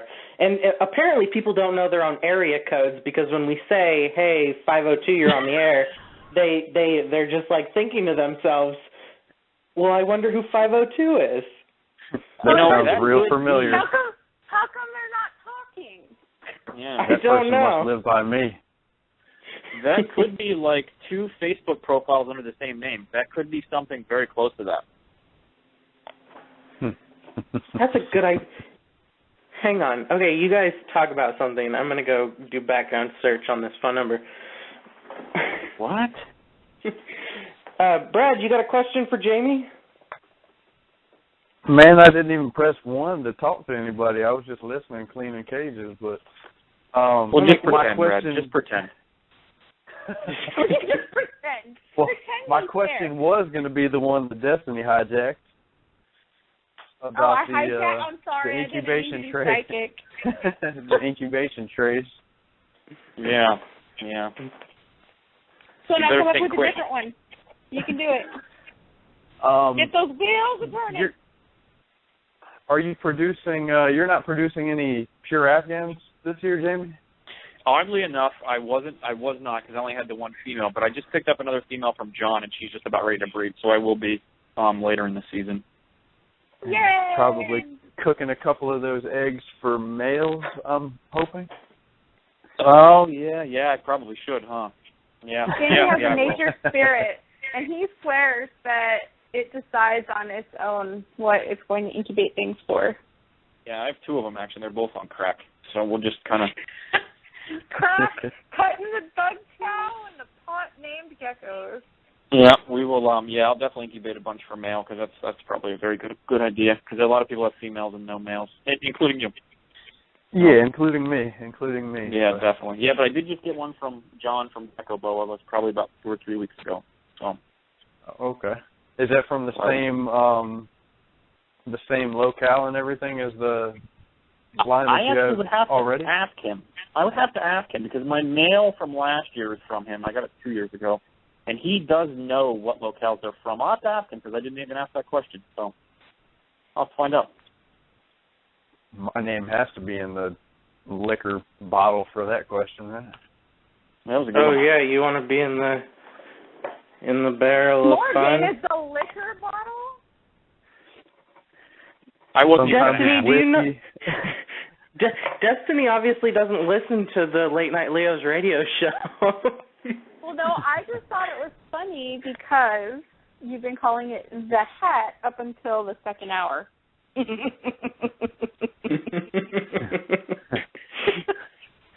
Well, now he has a liquor bottle. Yeah, and he hasn't said who that sponsor is tonight. What? Oh, aren't we last time it was some sort of vodka that was sponsoring the show, I believe. No, I'm not allowed to say that. I don't want to. Morgan's like, I don't remember what you're talking about. Yeah. And I wouldn't be lying. Well. Too much sponsor drink. No, I think wasn't it Pinnacle? Pinnacle, yeah. Somebody will have to email them and say, oh my God, you're sponsoring a reptile show? Yeah, now you're going to get sued. It doesn't matter. Late Night Leo's has no money, so they come at me, bro. I thought I was getting paid for this. No? Yeah, you could be getting paid. We'll put your name in the raffle. Someone will get paid. Cool. Yay! Get your name in the raffle. Well, THOR Enterprises. If you want to get paid, you should submit a Hatchling of the Year or Oddity of the Year gecko on the Late Night Leo's Facebook page. That is how you can win. You'll actually get a physical trophy, and it won't be like a cheap plastic trophy like T-ball. It'll be like solid brass and cool. Hey, I like my T-ball trophies, thank you. Jamie, as the Odyssey? Well, hey, we actually got one today. We got a Super Snow that has a club tail and no front feet and a completely, disfigured skull. It looks crazy. If you guys haven't seen that, and it's alive, and it's doing great, but it looks like the Elephant Man. Hold on. How can you finish that statement with "it's doing great"? Wow. Hey, haven't you ever don't you ever crawl around on your elbows? I mean, it's fine. You don't need hands. Wow. It sounds like it should be on one of those Sally Struthers commercials. Do you remember the one that you had? 25 cents a week. It's like $1.60 a day now, I think. It's really going up. Is it really? Yeah, wait. It's the price of a cup of coffee a day. And what coffee is that? Was expensive. From Starbucks, right? Yeah. That Frappa latte, something like $8. No, those are $4.95. Morgan knows. Higher. Sorry. Yeah, those are a lot more. Those are like $5. Morgan. What? Morgan. Do you remember the gecko that you hatched? Didn't you hatch one that had its heart on the outside of its body? No, it was completely inside out. Oh yeah. That's right. And I actually posted on my old YouTube channel. I posted a video, and you could see its lungs breathing because it was still alive. Obviously, it couldn't get up and walk because its whole insides was on the outside. Yeah, everything from I guess what would be the gecko's esophagus was outside of it. And I saw that video. Seeing its heart. Yeah, it had no muscles. It didn't grow muscles when it developed. So it was just this skin, and then all these organs connected to to its throat up inside, and then it was its mouth was moving. Structure, sort of. Yeah, but barely. I mean, it just looked like a bone bag, and then all this guts on the outside that were perfect right there. It was ridiculous. Hellraiser movie. Yeah. Right. You more Hellraiser. Wow. No, it was terrible. Yeah. But yeah. but it was doing great. It was doing great. I'm going to suggest some outcropping is what I'm going to suggest. It was incubation temp issues. My male incubator died because I used the Exoterra. So if anybody from Exoterra is listening, I hate your incubators because you've killed hundreds of my geckos. It's just How do you have hundreds of geckos in that incubator? Well, I started and I bought one of those in 2011, and of course, the idiot that I am, I just I'll just buy another one. It won't fail next year. So yeah. Wow. I actually tried to fix mine a long time ago because basically what was happening is that there was some kind of they call it paste, heat transmission paste stuff, and they use this I don't even remember all the terms, so long ago. It's the special tile that gets hot on one side and cold on the other side, depending on whether you're heating or cooling. And how did that go? Basically, what's happening? Basically, the paste was wearing off, and that's why they were breaking. So I tried to replace the paste, and it worked for a day, and then it didn't ever work again. Where'd you end up finding that paste at? On Amazon.com, and I bought it, and it was $6, and I was like, sweet, this is perfect, it's exactly what I need, and it came, and it was the most microscopic amount on the planet. It's in a syringe, right? Yeah, and it was the tiniest, it was I don't know, if Barbie was going to shoot herself up, that's what size it was. Is that what's that called, Brad? Dialect paste or something like that, the electrical... Don't you use that on your heating? Basically. Yeah. I think it was called thermal paste. Yeah, thermal heat paste, I believe it's called. But you can get it a HVAC distributor. It comes in it looks like a giant toothpaste size tube. Yeah. For probably $20 or so. Yeah, you can get it at an auto parts store too. I know we use those for coils and stuff for 4-wheel drives that went through rivers and things because it seals the electrical connections. But apparently, you can also get it at restaurant supply stores. Yeah, I suppose so. Yeah, coffee machines and all kinds of kitchen appliances. But basically, people the Exoterras, those models, they were just beverage coolers that were redone with the fancy look on the reptile incubator crap. So I mean, it was originally intended for food. Yeah, they actually sell them at Target with a Hello Kitty, and it's pink. And it's the 6 of them.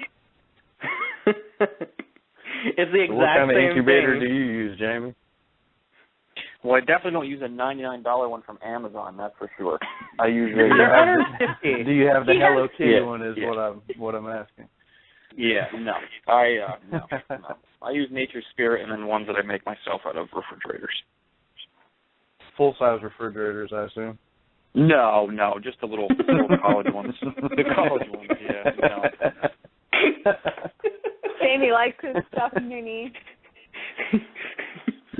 Yeah. no, half the stuff I breed doesn't need to be incubated in any kind of temperature other than room temperature anyway. So that makes it convenient. It wasn't that funny, Morgan. No, Morgan's just had a lot of his I've tried making it out of a refrigerator, and it sucks. Well, because you can't see through the door, Morgan. Yeah, and the whole inside, like that expanded plastic crap that they put in refrigerators. Yeah, that's for insulation, so the temperature stays the same inside. Yeah, I know. It's crazy. It's crazy how that works. It's funny how that. And how it's illegal to release Freon into the atmosphere.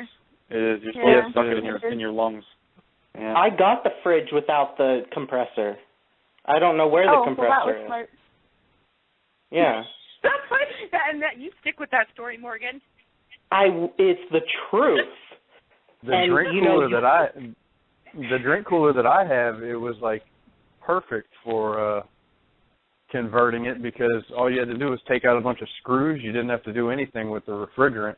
The whole unit came out. You take out a bunch of screws, and the whole it's called a chassis. The whole chassis comes out, and compressor, coils, everything. Yeah, those are cool. Wow, no, mine aren't screws, that nice. chassis, drugs. What more can we talk about on our PG-13 show? Not geckos.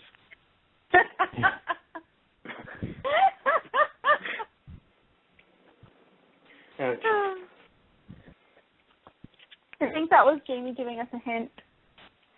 No. Yeah. How many species of snakes are you working with, Jamie? Right now I have carpets. I got like 4 or 5 different Asian rat snakes that I'm probably going to be selling soon. And I have carpets. I have diamond pythons. I have Dominican red mountain boas, which are very cool. And I have olive pythons, which they're very cool as well.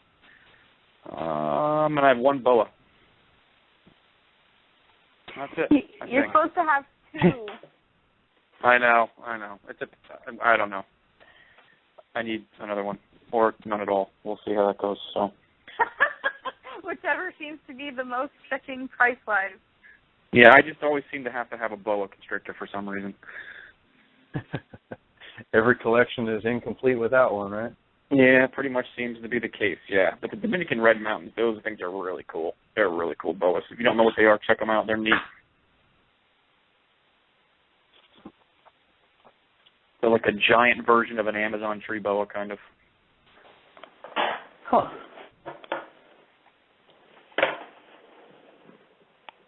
Don't you need a hog nose? I think you do. No. Not my bag. Definitely not my They're bag. adorable. No. Jamie, you really do well with adorable species. Yeah, no. They look like something from Ghostbusters. That's just not my thing. Not my thing. I've had a pair. I've had a pair. I had them here for about 3 weeks. That was about it. So tell me about your carrot heads. Carrot? Now, what's a carrot head? That's like when it's Isn't that red the on comedian? the head, but red on the head, but not fire in the hole. Oh, for God's sake! Wow. Carrot head. Is that the banana neck thing? Is that what you're trying to talk about? No, you have these geckos that have like orange heads. It's the same thing. No, it isn't. Trust me. Okay. Who's producing them? Yeah, some of them don't have the red head. Some of them do. No. And we're kind of working on that too. So we'll see. So we're just back on banana necks. Oh, yes, I guess so. Yeah. All right, so here, let's do this one. How about white and yellow raptors compared or versus white and yellow bells? Go. Ooh, that's not fair. Go. No fairs about it. You don't get to whine. You've got the answer. I think that if the white and yellow raptor is I think they're cooler, but they're harder to tell and they're harder to produce. White and yellow fits bell very, very nice, but it also fits raptor very, very nice. So, this year I'm hating the white and yellow raptors because I'm getting all duds, but so I'm gonna go with bell just because I hate them this year.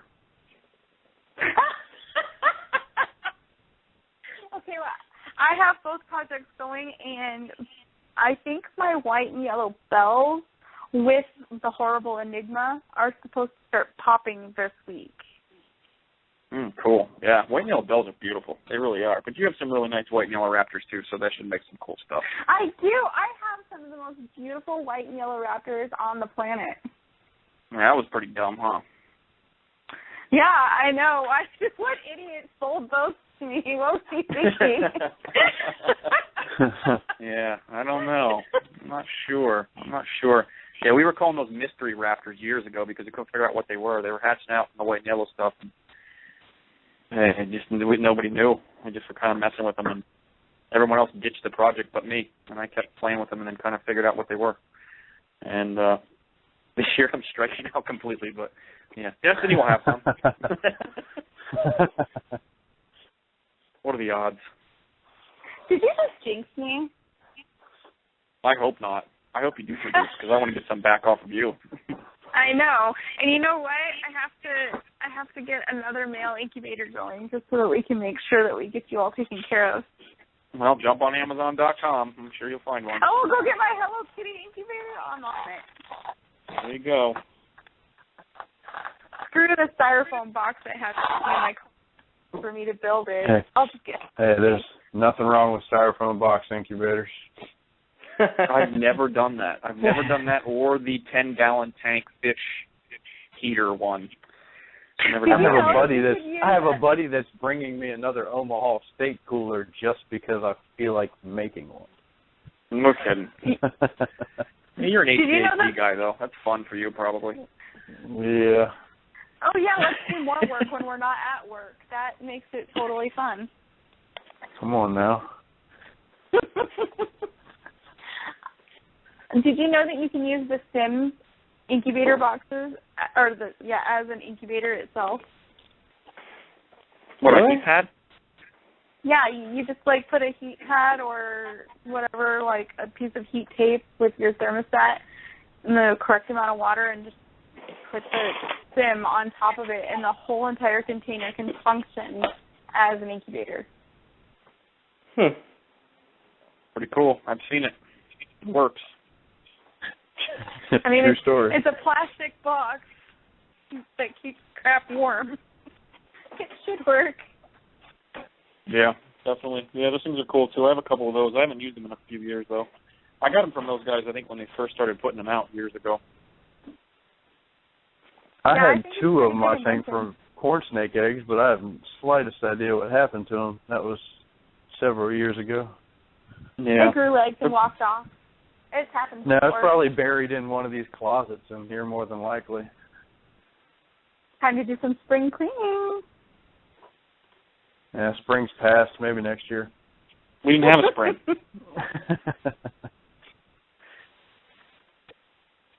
When are we doing the drawing?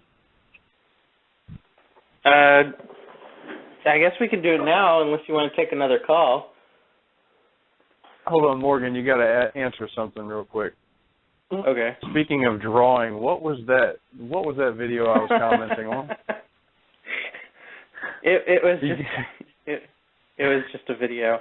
But okay, so I'm gonna do the drawing now, and if you didn't get, I want to hear about videos. It's something for my birthday. You'll have to go look on the THOR GECKO Facebook page. But yeah. So let me see who wins. Hey, wait, I have somebody who's asking a question. Oh, God. Who is it? Jamie, are you going to be mixing Afghans into your yellow project this year? Who asked that question? I'm not going to tell you. Just answer it. I'm not going to answer the question until you tell me who it is. It's me. I'm asking the question. Oh, yeah. No, that's what I did. That's totally what I did, to try to get the black back. That's totally what I did. That's a good plan. Didn't I think of that? Yeah, probably. I don't know. Maybe. Show me. Gold star. Yeah, must have been you. Sure. And the winner is? The winner is Lindsay. Lindsay! Oh, cool. Congratulations. No one else was as excited as I was. We are all very excited.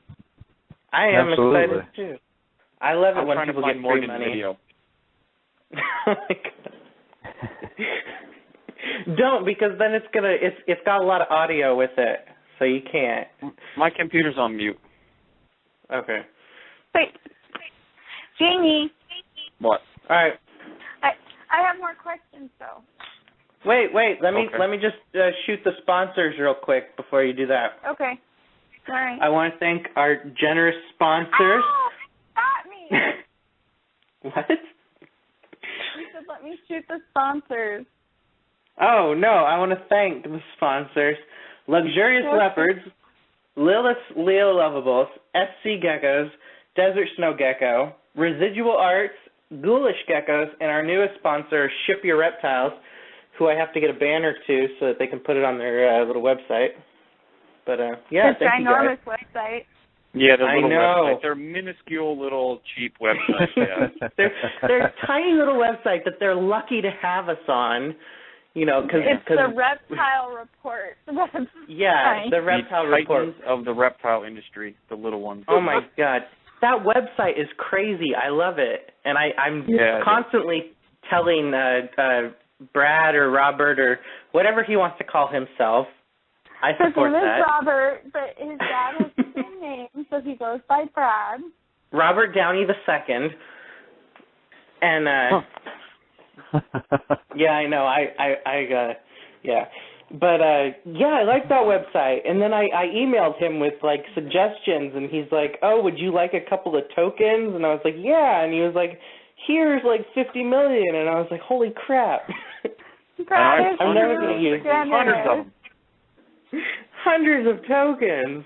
I have hundreds of them. But you know what? The interface on that is so much smoother than the other bigger website. I'm not going to say the name because I've already probably angered enough people tonight. So, Jamie's you gonna got go snipers to bed everywhere right now. Yeah, who's outside? And it'll be the whole Thank village. God. I'm always in condition yellow anyway, so I'll be okay. But the thing, that is like a very, very smooth. It was cool. They did a really good job. They really did. I haven't got any sales off of it, but I only have a couple random things on there. But I think that'll take off. I think it's cool, and people should definitely check it out. The Reptile Report Marketplace. And I think that we should be sharing the links. You got a sale already? I think I sold 3 things actually off of it. Of course you did. Right. No, the only thing that with the buy it now, you don't get to talk to the customer, do you? No, it pretty much just sends but they don't get to like haggle you, but it just sends you their address and whatnot. Yeah, and you just ship it to them. Like that's the only thing I don't like is I like to, I don't know, I'm weird. I like to have pictures of their setups and stuff, just because I've sold to. Resumes? Do you ask for resumes? Well, I always do a background check on everybody who buys from me. Everybody who friend requests me, I always go to make sure that they're a real person and that they're not some wacko. But it's true. If anyone friend requests Morgan, the first thing he messages them is, "What project are you working on?" Shut up! Who told you that? You did. That's my first question I asked them. Is it really? Told me. Yeah. I gotta go back and see if I can go back to the oldest you can. We've had. It's probably a copy and pasted "Hello, what projects are you working on?" with a question mark. Don't worry. Everybody gets that. And then if you say blah blah blah blah blah, then it's "Oh, very nice" or "Awesome, I'm working on that project too." You never asked me what projects I was working on. That's because I think you and I are in the graduated level of friendship. We didn't have to go through the craziness. I think I talked to Morgan before I ever even met you. Yeah, probably. I feel special now. I don't know. Yeah, cool. You know what else we should say too? We should congratulate Josh Hawley because he opened his store today. Oh yeah, absolutely. It was a soft opening, not like his big ta-da or whatever, but he still opened the store and all the work they put into it. That looks pretty cool. I was kind of following on Facebook, and definitely a big congratulations to that dude. He's a good guy. Yeah, he is. And, you know, just being on Facebook still and posting stuff when he's opening up a frickin' pet store, I mean, that's crazy. Yeah. I mean, I adore his wife. She's cool. She makes me laugh so hard every day with her very, very blunt posts. I love them. Yeah, they're good people. They're definitely good people. Yeah. Okay, so I have a question. Okay. Yeah, Paul Allen line. What are you doing with your Paul Allen line stuff this year? And tell me more about your lavender bells. Well, you have the last one. Well, you know who I bred her to? No. You're going to poop a brick. Maybe a brick Probably wall. Not. Probably not. It's my white and yellow Max Snow Bell Enigma. Why did you do that? I don't want to poop a brick. I want to throw one at you.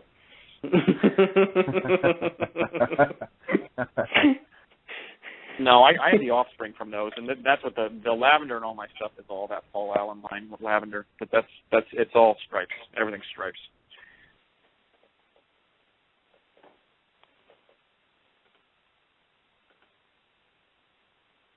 Destiny? Hello? She's too far away from me to really throw a brick at her. I really she just got dropped.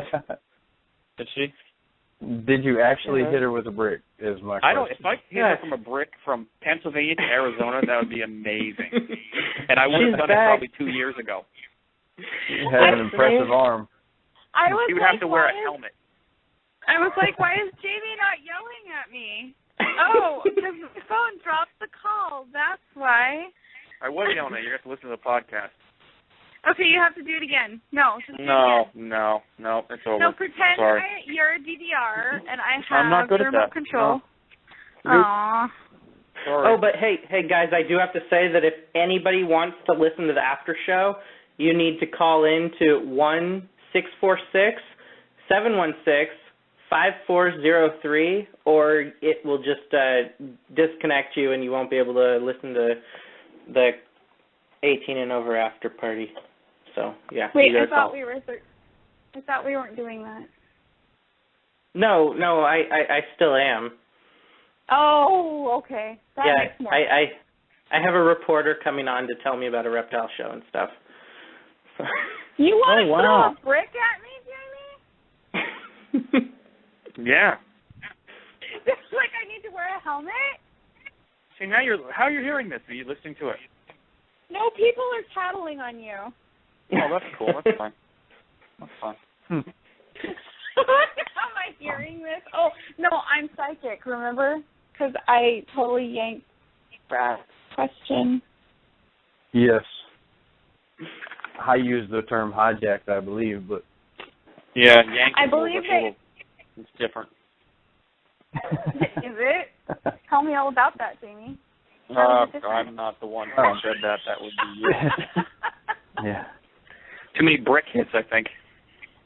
No, actually, I wouldn't even know. Pineapple Express. Mm-hmm. No, I think the stuff I have is called purple something. I'm just kidding. I'm diabetic. I can't do anything fun. Yeah, no. So when are you going to get any Masobis, Jamie? Ooh, I'm probably never going to get those. You know what? If Travis can get them to where he breeds them to where they're easy to breed, then maybe I get some. But I've already done my time with the crazy hard stuff, I think, for a while anyway. Just time-wise, I just don't have the time to really dedicate to that stuff right now. You know, just with the children getting older and whatnot. Yeah. Jamie, I would like to make a suggestion. I think that you should hire somebody to help you, like do poop cleaning or something. I've had a few. They just don't work out. They just don't. Well, you think could get about a gym it. membership too. Well, think about it. What type of person are you going to have that's going to be around during the day and not have a job and will come and clean gecko poop for like almost nothing? Oh, I have a suggestion. I know the answer to that. He says dude every other word, dude. Dude. Yeah. Actually, it's me. I do that. I do that. I do that all day long. You're hired. Yeah, you're hired. You if know you want what? to make the commute every day, that's fine. That's totally fine as long as you pay my commute. Yeah, no. Nope. Yeah, I think for now I'm just going to stick with the leopard and the caves and some of the snake stuff and a few odds and ends. But most of the stuff I've moved out, sold, sent to other people, whatever have you be, just to kind of take the load off a little. Just trying to focus on certain things. Or you could start making your children do it. No, no, not yet. Not yet.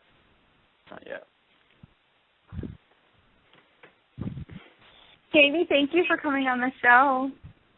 It was fun. I'm not really sure what happened. I feel like I got hit by a car. I'm just not really sure. So it was fun. That's what happened. I always know that it's a huge sacrifice for you to give up your Saturday night. And yeah, so it was late enough. I really want to tell you how much I appreciate you doing that for us. Well, that's fantastic. You're welcome. and if you can limp away from the train wreck, you're doing good. Yeah, we have to listen. I'll go back and listen to this and try to figure out what happened to me. I'm not even sure. I'm not sure. I don't know if I need therapy or I just need to get loaded. I'm just not sure. So we'll go from that. But yes, thanks for having me, and you guys have fun, and that's it, right? Yeah, thank you so much for coming on, and thank you, Brad, too. Brad, do you want to stay on, or? That's fine. It doesn't matter. Okay. All right. Thank you so much, Jamie, for coming on. Do. All right, guys. See you later. Bye.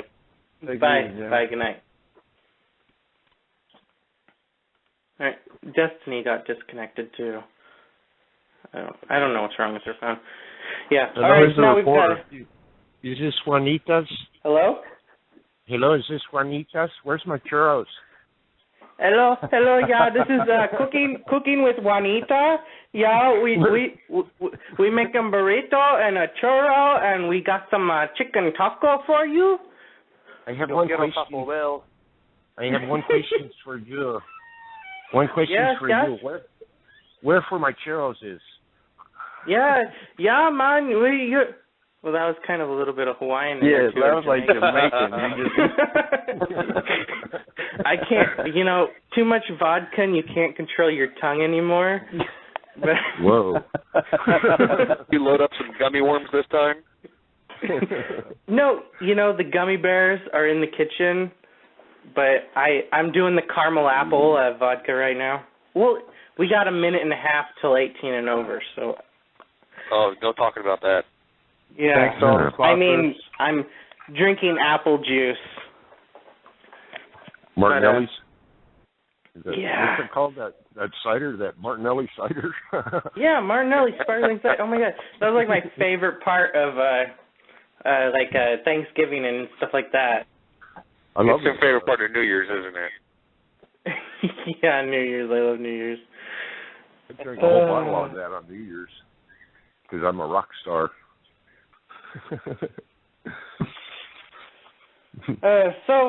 Yes, thank you to our sponsors, Luxurious Leopards, Lilith Leo Lovables, SC Geckos, Desert Snow Gecko, Residual Arts, Ghoulish Geckos, and Ship Your Reptiles. Brooke, you are on the air. And Juanita's cooking. Juanita's cooking. What's going on, Brooke? Hold on, let me get my speakerphone off. Hi. Uh-oh. Hey.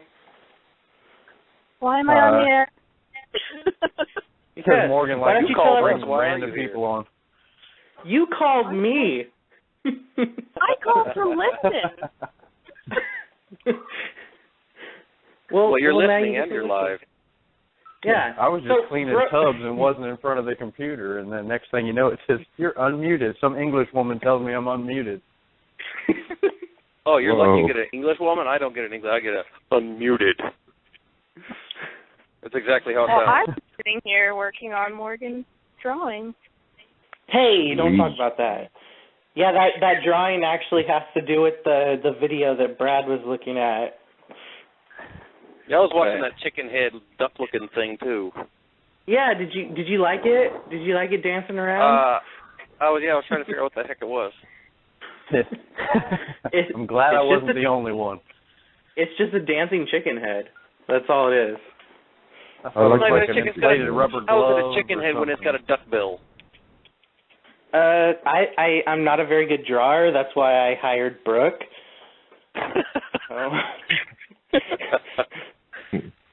Thank goodness for that, Brooke. You do such wonderful work. Thank you. Please do not hire Morgan. Hey, I like the chicken rooster thing.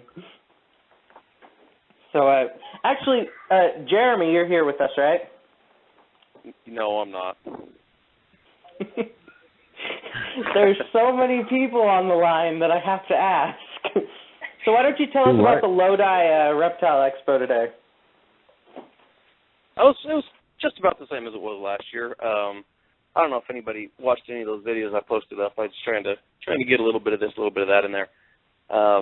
Not bad. I still see a lot of geckos being labeled stuff that they're not or not labeled enough. Would you ran into some albino leucistic Max Snows or something? Yeah, I was looking at that. I'm thinking, what the heck is this? Yeah, it's a blazing blizzard leucistic Max Snow or something like that. I think I thought too. Like, I don't know what that is. I wish I did. Willow line tangerine, maybe. Yeah, willow line tangerine. Yes. Speaking of tangerines, I saw a Tangelo there for $60. And I was looking at it. It was, trust me, it was no Tans. If it was ever seen. Those are the good ones. Yeah, the $60 ones, yeah, those are top notch. The guy sells them on the side of the freeway in bags. $2 for a basket of Tangelos. Oh my gosh! Yeah. Come get your Tangelos here. Is that Juanita's husband that has those? Yeah, Juanita's husband. That's Juan. That's Juan. Juan Panameda. He's out there all the time. He's cool. Maybe you think he'd be pawning tamales or something. Oh man, I love you would tamales. think. Yeah, but I mean, everything else. I mean, everybody's animals look pretty healthy. Like last year, I saw some deformed eyelids on some leopard geckos and stuff like that, and I've seen there were some sick snakes last year and stuff like that. There wasn't that this year. It was a lot cleaner. Not many vendors, but it was still something fun to go check it out. You know, some rescues and stuff like that, and people were taking pictures with red iguana, and they were donating donating that money to help like rescues and different stuff like USARK, PJAC and stuff. No, that's cool. I like when people do that. Yeah. So, was there anybody there that we know?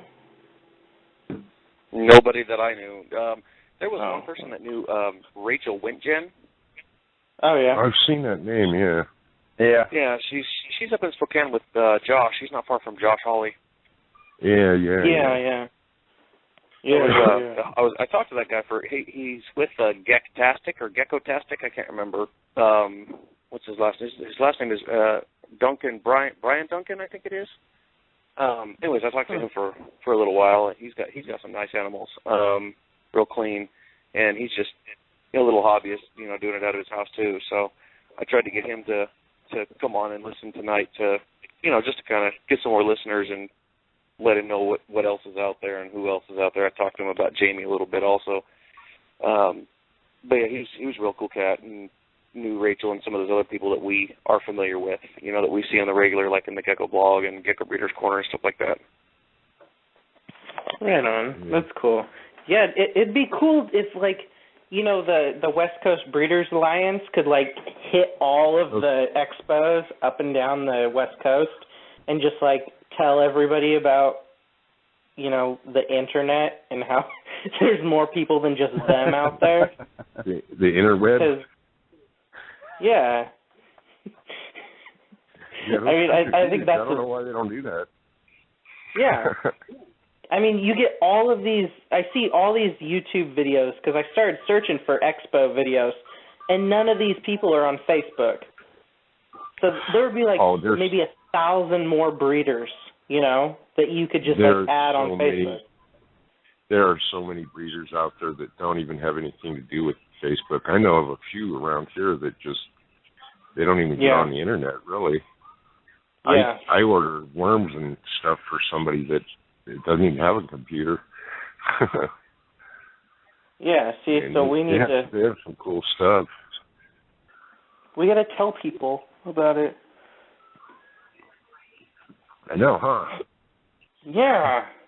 And then I don't know if there's another video on there that I got a guy with Reptile Plastics. His name is Al. He I think he's out of Lodi, and he built an incubator, and this thing was huge. It was like 4 feet tall by probably 1.5 feet, 2 feet deep, and probably another 1.5 feet by 2 feet wide.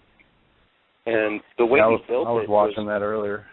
Oh man, that was incredible the way he built that incubator. It was ridiculous because he put the computer fan at the top, and that was where it drew in the air from the front of the incubator, and then it had a funnel down the back that it pushed the hot air down past the heat tape, the 12-inch heat tape. So all that air got heated up as it was being pushed past it, and then it would come out the 4 inches from the bottom and heat. So it would heat from the bottom all the way. It would just keep a circulating air. The way he did it, man, it was just so nice. It was clean. Oh, sounds cool. That's what I need. Yeah. Yeah, it was huge. The thing was huge, and he just started building it. You know, that was his first one. It was a prototype, and he was just testing it out, and you know, watching the temperatures, testing each shelf and stuff like that. And he was trying to. The next portion of it was if it held the temperatures stable, then he was going to test how well it held the humidity. And then after that, he was going to try and start selling them, and he would sell the whole that box there with a VE thermostat. I don't know which one it was. I briefly looked at it for I think he said like $850. Nice. Yeah, but it was huge. Huge. Yeah, it was huge. Yeah. I need to. But the tables were right behind me. I was trying to back up enough, and I just about fell down over the dang chair that was behind me. But I was trying to get the whole incubator in the picture, and I just couldn't do it. It was big. It was so big. Wow. Yeah. I got a couple of little hoverbators that they fill up pretty quick. Especially when you have the bootleg versions like I made. Yeah. I need to make a bigger, cooler incubator. Right now they're holding temps good, but when it gets hot here, it's hard to keep it at 80, 82. I'm making that kit cooler next year for next season. My buddy just made one, and it holds temperatures like really well. And he used some kit off of the internet. Yeah, the Incu kit off incubatorwarehouse.com or something like that has some really cool Incu kits. Yeah, it's got a little like a 54 water or something like that he used, and then cut a hole in the top of the cooler and silicone plexiglass on there, and I mean the whole thing looks way legit. Yeah, he put bottles of water at the bottom and then used that white ceiling light, fluorescent light cover. He put that the diffusers, the diffuser, and then he put the sim. He uses the sim containers or whatever, those new things I guess that are out now. That I don't know, some big containers. Reptile Basics has them. Those are the ones that Destiny sells, right? No, those are those are different. The Sims? I think the ones that you're talking about is the THG ones, right? No, he uses the Sim ones, the ones that are really long with the adjustable dividers, the rubber top. It's a big clear plastic thing. Maybe those are them then. suspended incubation method. Yeah. It's similar. I've got one of those. I've got one of those. It's just a corner of it sitting on the heat tape, and it's holding it. It's holding. I got it so it's holding 82 right now, and I don't know. I'm dealing with humidity levels in it. I got too much humidity. I haven't put eggs in that one yet, but because they're too big for the hovabators, and you need one for like each project really, because there's no really dividers like in a GEO. You know, they hatch and they free range. Yeah. I was gonna say the Sims look like they have dividers, but they're more, I guess, for snake eggs is what I gather they're for. Yeah.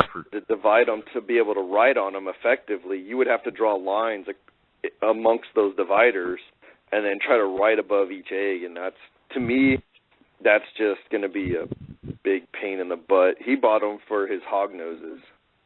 Yeah. So he'll use them each for his hognose snakes.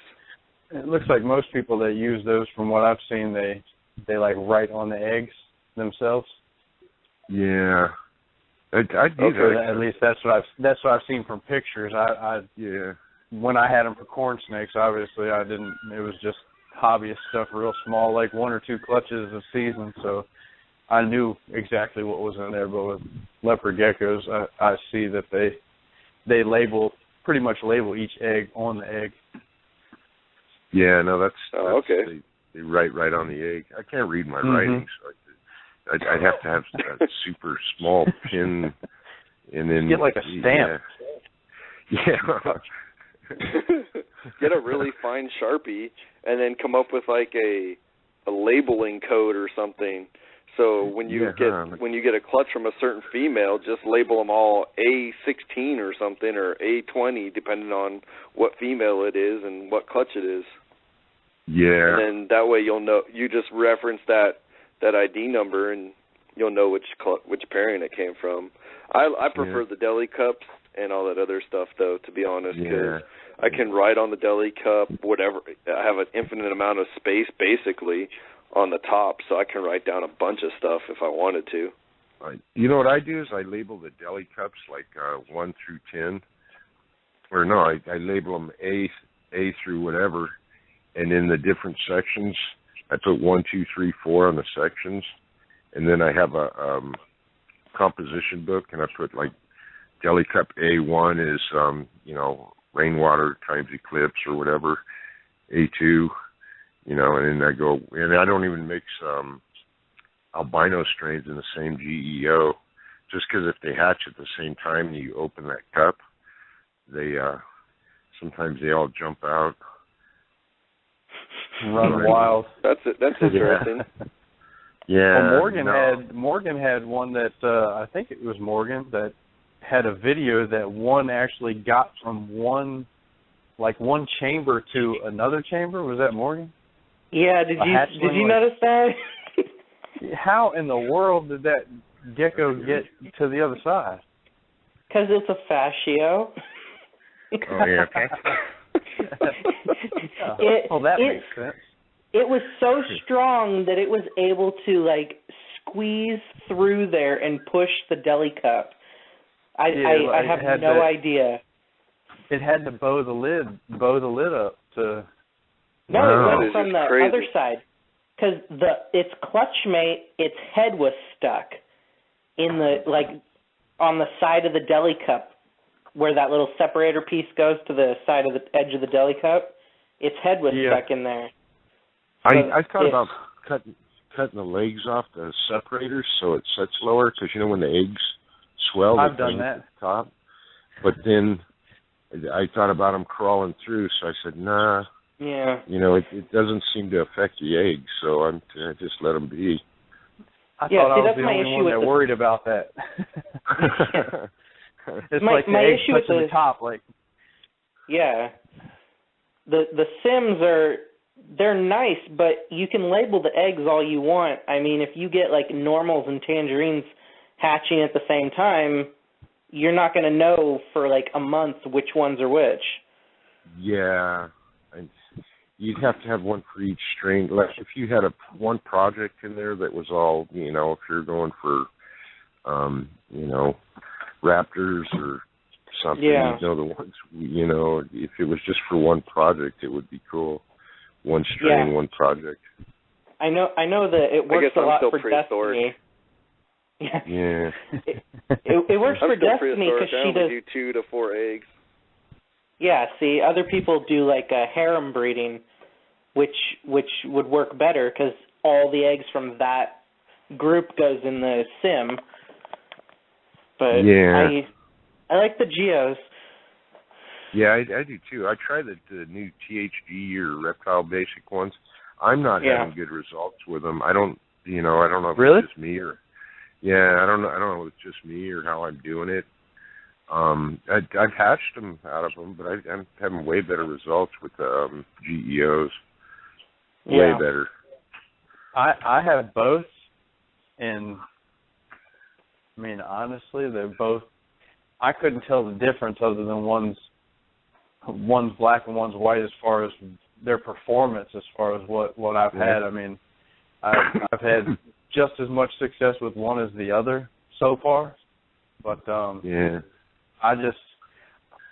don't know. I mean, I remember breeding snakes and everybody just used the light diffusers and put it on top of the perlite, and that was your suspended incubation. And I mean, I guess it's in the end, it's all the same principle. I mean, I have better results just in the vermiculite. I just set the eggs in a vermiculite and use real small deli cups for each project.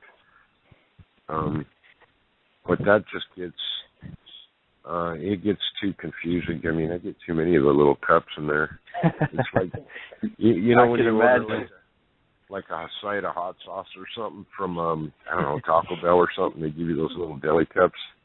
I was using those. That's from Juanita's Kitchen. Yeah, Juanita's Kitchen. The little 2 or 4 ounce like deli cups that you can get, condiment cups basically. Yeah. I was using those for each, because, for each clutch, you can put 2 in those pretty easy. And then I got them piled, like 4 or 5 high in the incubator, and I'd go in there to reach for something and knock them over. And it just, it was fine when I didn't have a whole bunch, but I got too many. And they stay, I don't know, I think they stay a little warmer in the smaller cups, so you got to, I don't know, they cook for males when you're trying to get females or something. I don't know. I use little dollar store deli cups.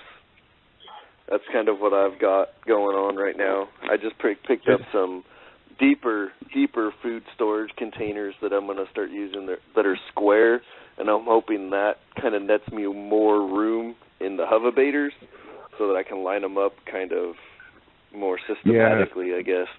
With the round ones, there's a lot of empty space because you can't there's butt them up against each other.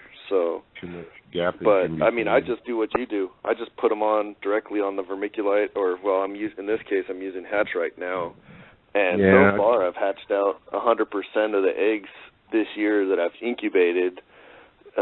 Last year, I used vermiculite, and I had eggs go bad and all that other stuff. So I was just trying to figure out the consistency. Yeah, no, I've used both, hatch right, perlite, vermiculite. My first eggs I hatched on sphagnum moss. But oh, wow. As long as you get the moisture right. Yeah. I've even gone vermiculite, and then I put a little bit of perlite on top that's dry, and then I put the eggs right on that. Yeah, because most people's problem with incubating, from what I see, is getting the whatever medium they're using too wet. Yeah. You rarely see issues with things that are too dry. I mean, because just think about where they're actually from for the most part. I mean, the only time I see the eggs actually start to dry out personally is like if I don't. Like within the first, I guess, a week or 2 weeks, before the egg starts to actually like swell and grow, like that's when I notice like the potential for like denting and shriveling up. But almost like after that, it kind of like acclimates to its environment, and it's pretty hard to dehydrate an egg like that. And I see people where they kind of go wrong is like if they do happen to see like their eggs start to dent, they'll spray water into they'll spray water in there, and not even if it's sprayed directly on the egg, but if it's just in the vicinity, then you'll see the egg and it has that wet, almost like opaque look to it in the pictures that they take, and you can tell that it's like it's soaked up a whole lot of water. Too much hydro. Okay. I've had people ask me, they've been showing me pictures of like that almost opaque looking eggs, and I've never experienced that. I've only had them start to kind of mold or something like that, where maybe they just weren't fertile. You know, the females, some of my females were first-time breeders last season, so I think some of my eggs that I tried to incubate were infertile. But people have been asking me this year, and I'm like, I don't know. I mean, you're using vermiculite or whatever. Are you sure you're mixing it to the ratio it says on the bag and yada yada yada? I didn't know that's basically what they get like when they're over wet. Yeah, and I mean it's hard to say because like how many variables there are, because you can have an animal that's deficient in calcium or certain vitamins, and the eggs will have like opaque, almost like clear windows sometimes in them, or they'll look like real, almost like rocky or bumpy. They're not like smooth, and it's just because the female doesn't have all of those minerals, or I see it a lot with people that send me pictures of eggs where it'll be like a rescue, if you want to use that term, or an animal that I hate that term, because half of the time when people quote unquote rescue them, they're not sure what they're doing either, so it's just going from one place to another. They have good intentions most of the time, but it's like I rescued this from animal. The pet store. Yeah, or I rescued it from the pet store. Now how do I care for it? Yeah, like that kind of thing. But a lot of those they'll breed them, or they'll accidentally breed them, or whatever the case is. And the animal has been raised without the proper like supplementation and diet and environment, and you can tell just even if they start caring for it right for a month or so. I mean, if an animal has been raised to adulthood and it hasn't been cared for properly, it's not designed to reproduce. That or if the eggs are laid in a lay box and the lay material's too wet, sometimes I think that impedes the development of inside the egg. Yeah. Have you ever got eggs that were like, I don't know, maybe you missed them for a couple of days or something, you go in there and they're like big? Yeah, big water balloons like swollen up. Yeah, swollen up. It's like, I'm going to try these anyways, and they hardly ever work out. Yeah, I've had a couple of those where I knew the female was going to be laying relatively soon, within the next few days, and see like the lay box needs to be moistened a little bit, and I moisten it up and might go a little overboard, and then she lays like that afternoon before it has a chance to evaporate, so those eggs soak up like a ton of moisture. Yeah, that's had them hatch before. I've even had I had a female that laid 2 eggs in a water dish, and she dragged a paper towel in the water dish. You there? Oh, yeah, we're all here. Oh, I thought it dropped. Yeah, we're here. All right, who's we all? Who is all here? I don't know. Jeremy, Brad, Eric, Jeff, and myself. Eric. Who's Okay, myself? that was the voice I wasn't getting on my Who's myself? All right, I got to ask. No, but it's Juanita. Who's Juanita? Yeah, I thought it was Juan. One of the eggs that was in the water dish hatched anyway. I saw Ron, he had a video of eggs that were laid in a water dish, and he was able to, I don't know if it was the exact same eggs, but he was able to hatch them out. I had Yep, two I saw that laid same in one, water yeah. dish this season, and they look like to be my two healthiest eggs right now, to be honest. And I guess This it all is Eric depends on speaking, how by the long way. they've... Hey, Eric. How's it going? And I guess it also depends on how long they've been in the water and things like that. I mean, if you catch them early, I'm sure obviously they have a much better likelihood of surviving than if they've been in there for a couple days. Yeah. Yeah, I think I caught them probably maybe within an hour of them being laid. I went, luckily she laid them on a Friday. I think it was a Friday or a Saturday. I was home, and I went in there. The first thing, you do when you've got eggs or females laying is you check, because, the incubator is more addicting than crack. So I was checking, and, there was nothing laid, and then I went back in, and there was two in the water dish, and I was like, oh, you got to be kidding me. But I still put them in the incubator, and like I said, they look to be the two healthiest gecko eggs I've ever had. So maybe you get I've a never had a gecko lay in the water dish. That's had it happen a couple you times. did what? I've never had a gecko lay in a water dish before. It'll happen now. Oh, really?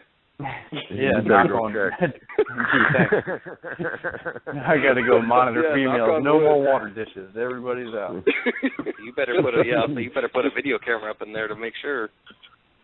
Just make them lick the water off the side of the tub when you missed it. You'll just start missing exactly the sides of the tub. That way. They'll remember that from being hatchlings. That's how we do the hatchlings. So. Yeah, a lot of people okay. I see. I still do I do little Gatorade tops, the bottle tops, and I just do a little bit of water like that.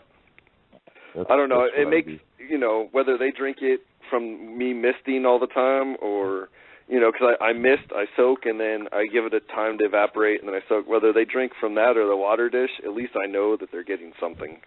Makes me feel better. And I'm peace of mind thing. I'm OCD when it comes to my hatchlings. Like, I'll let the paper towels dry out, but I'll normally change with the hatchlings there.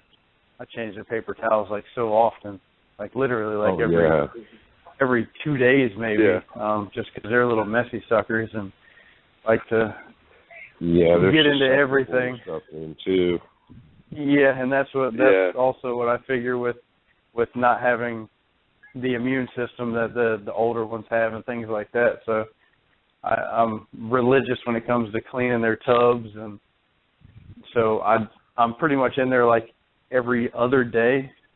So I figure I missed every other day, and if the paper towel's damp, I still feel like that's not enough water for them. So I'll just miss the top of the styrofoam has like a little indentation on the top of the Gem Pack ones that I use for the hatchlings. So I almost use that as like kind of like a little reservoir almost for like their water bowl. So it's real shallow. Gecko fish or something. Yeah, it's real shallow, so it evaporates quickly. But it's in there. I don't think they're going to grow fishtails and swim, brother. It's worth a try. Looking for an oddity from Morgan. Yeah.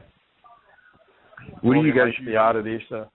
What are you guys using in your lay boxes? Core or cocoa fiber, Eco Earth, that stuff? Eco Earth for me here. Yeah, that's what I get Core. It's the same thing, but I get it from the nursery for cheaper. But I've used milled peat moss before, and it works great. You mix that with a little bit of that with Core, but it turns the eggs a darker color because of the tannins in the peat moss, but I had good results with it. Yeah, I used, it's called like Pro something. It's like it's like you can get it at the garden store. It's like a big, huge brick. Yeah. Probably like 15 pounds, I believe, something like that. It's pretty large. Woo. Yeah. That's a lot. It's like $20, and it's like a big old brick, big old chunk. Yeah, I figured instead of buying like you can get the 3 packs of like the cocoa fiber or whatever for like $9 or something like that at the local pet store. I can buy that online, like $25 shipped, and I mean 15 pounds will last quite a while. Yeah, you can get it at nursery. Sell it too. Yeah. In fact, I need to take a look at that. The EcoEarth that I use, I won at a reptile club meeting, so we have like little auctions, so I didn't pay much for the 6 bricks of EcoEarth I got, and I keep it in a 15-quart hefty tub, so it's almost pretty much ready to go. When I swap it out, I just scoop, dump and scoop. So I don't know if you guys keep your EcoEarth ready to go. Yeah, I keep a big batch of it going all the time. I mean, in fact, I need to hydrate another chunk of the block because when I go through my breeder bins, I add it or clean it out, and all that stuff goes into my garden. All the gecko poop, everything. We can say poop now. Or Juanita would probably say like caca or something. But I don't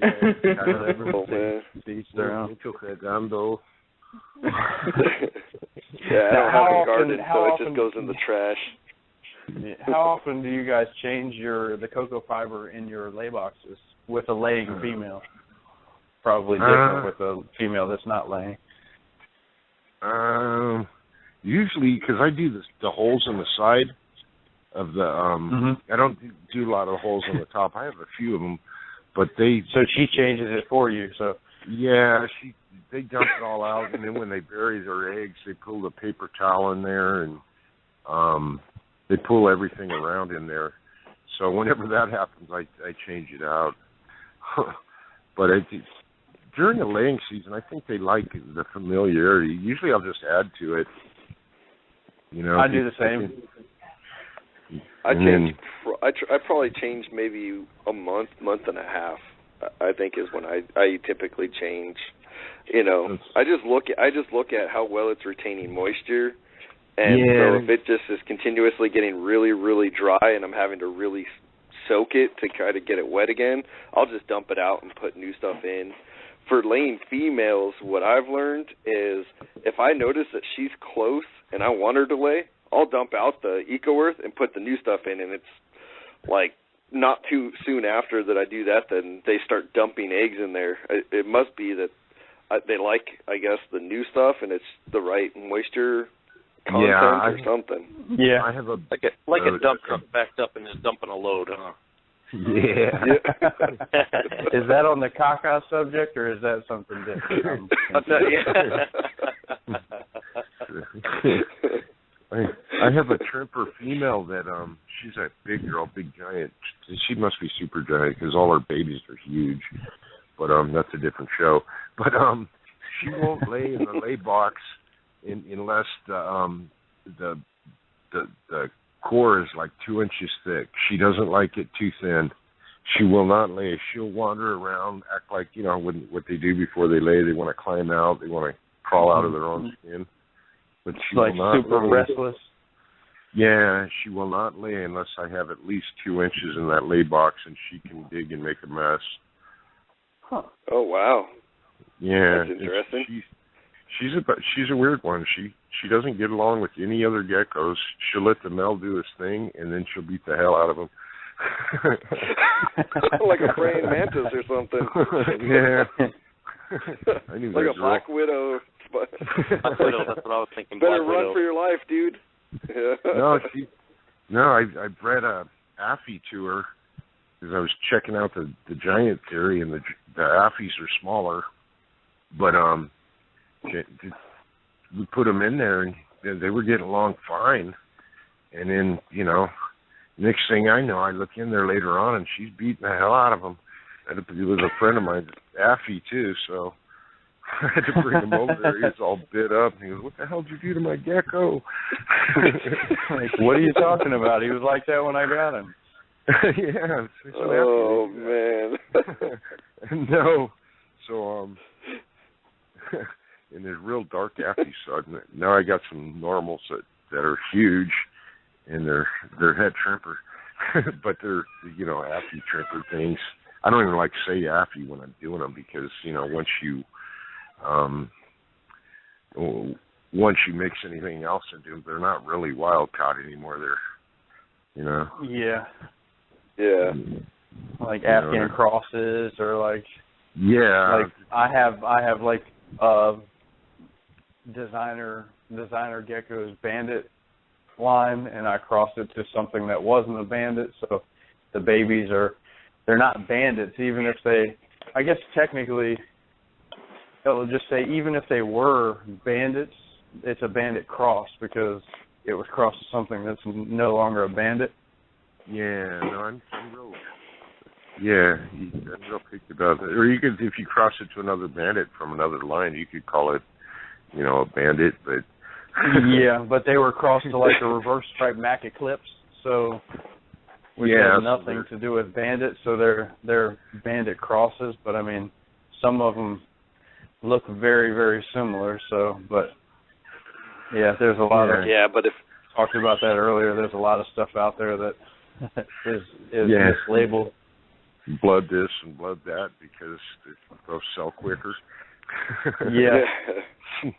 Well, I think once you break the line, that's when I think after I wasn't calling my stuff crosses at first, but then the more I looked into it and the more I kind of was talking with Jeff and talking with Sean and some other breeders, as soon as you break the line, that's when it's really a cross.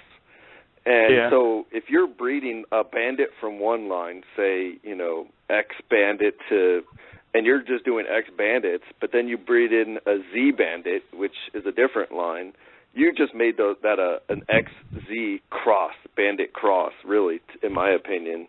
Same with atomics and emerines and so on and so forth. Everything. Yeah. And you have to outcross, add new blood, but if you just add new blood into an existing line and then keep going with that existing line, it gets really touchy. It's like a slippery slope any way you go because it's like the same thing with like people that want to say that they have their own line of whatever.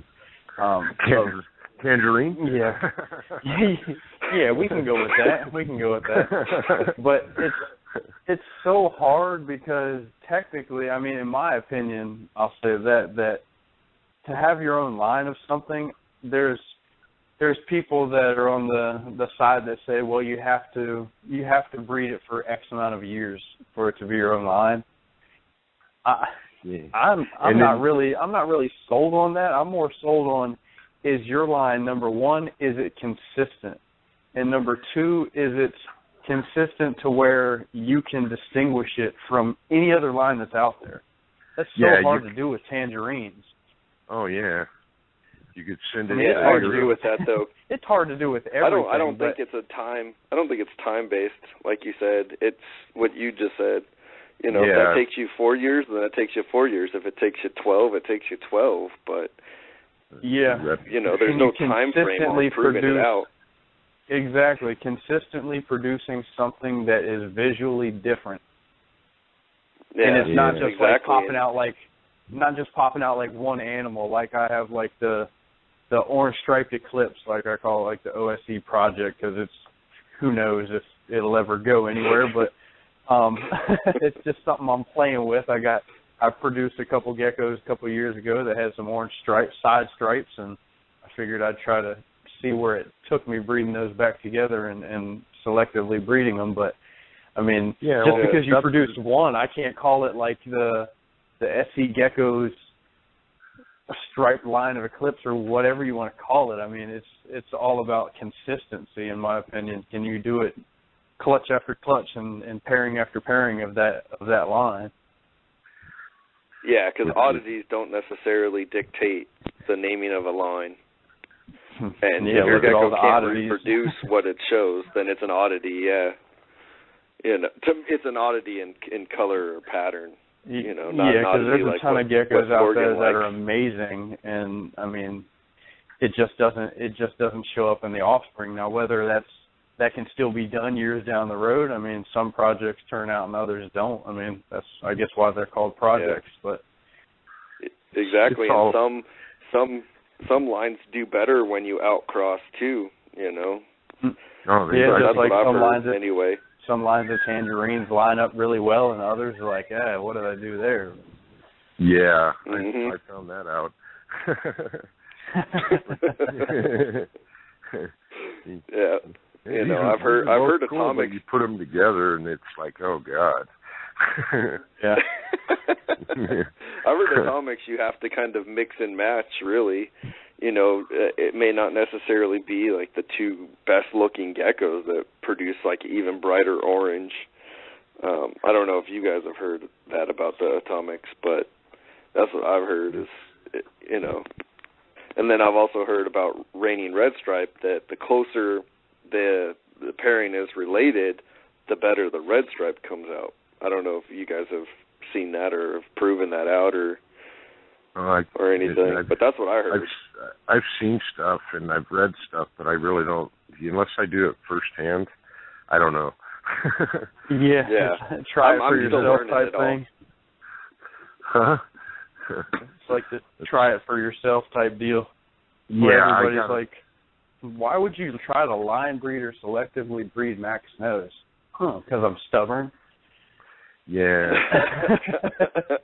because I think that I can. So I mean, even though you produce supers, I don't have the luck that Gary has, where I produce like a ridiculous amount of super snows. I've been lucky enough to where I produce just regular snows majority of the time, and that 25% Mac to Mac producing a super is holding true in my number so far.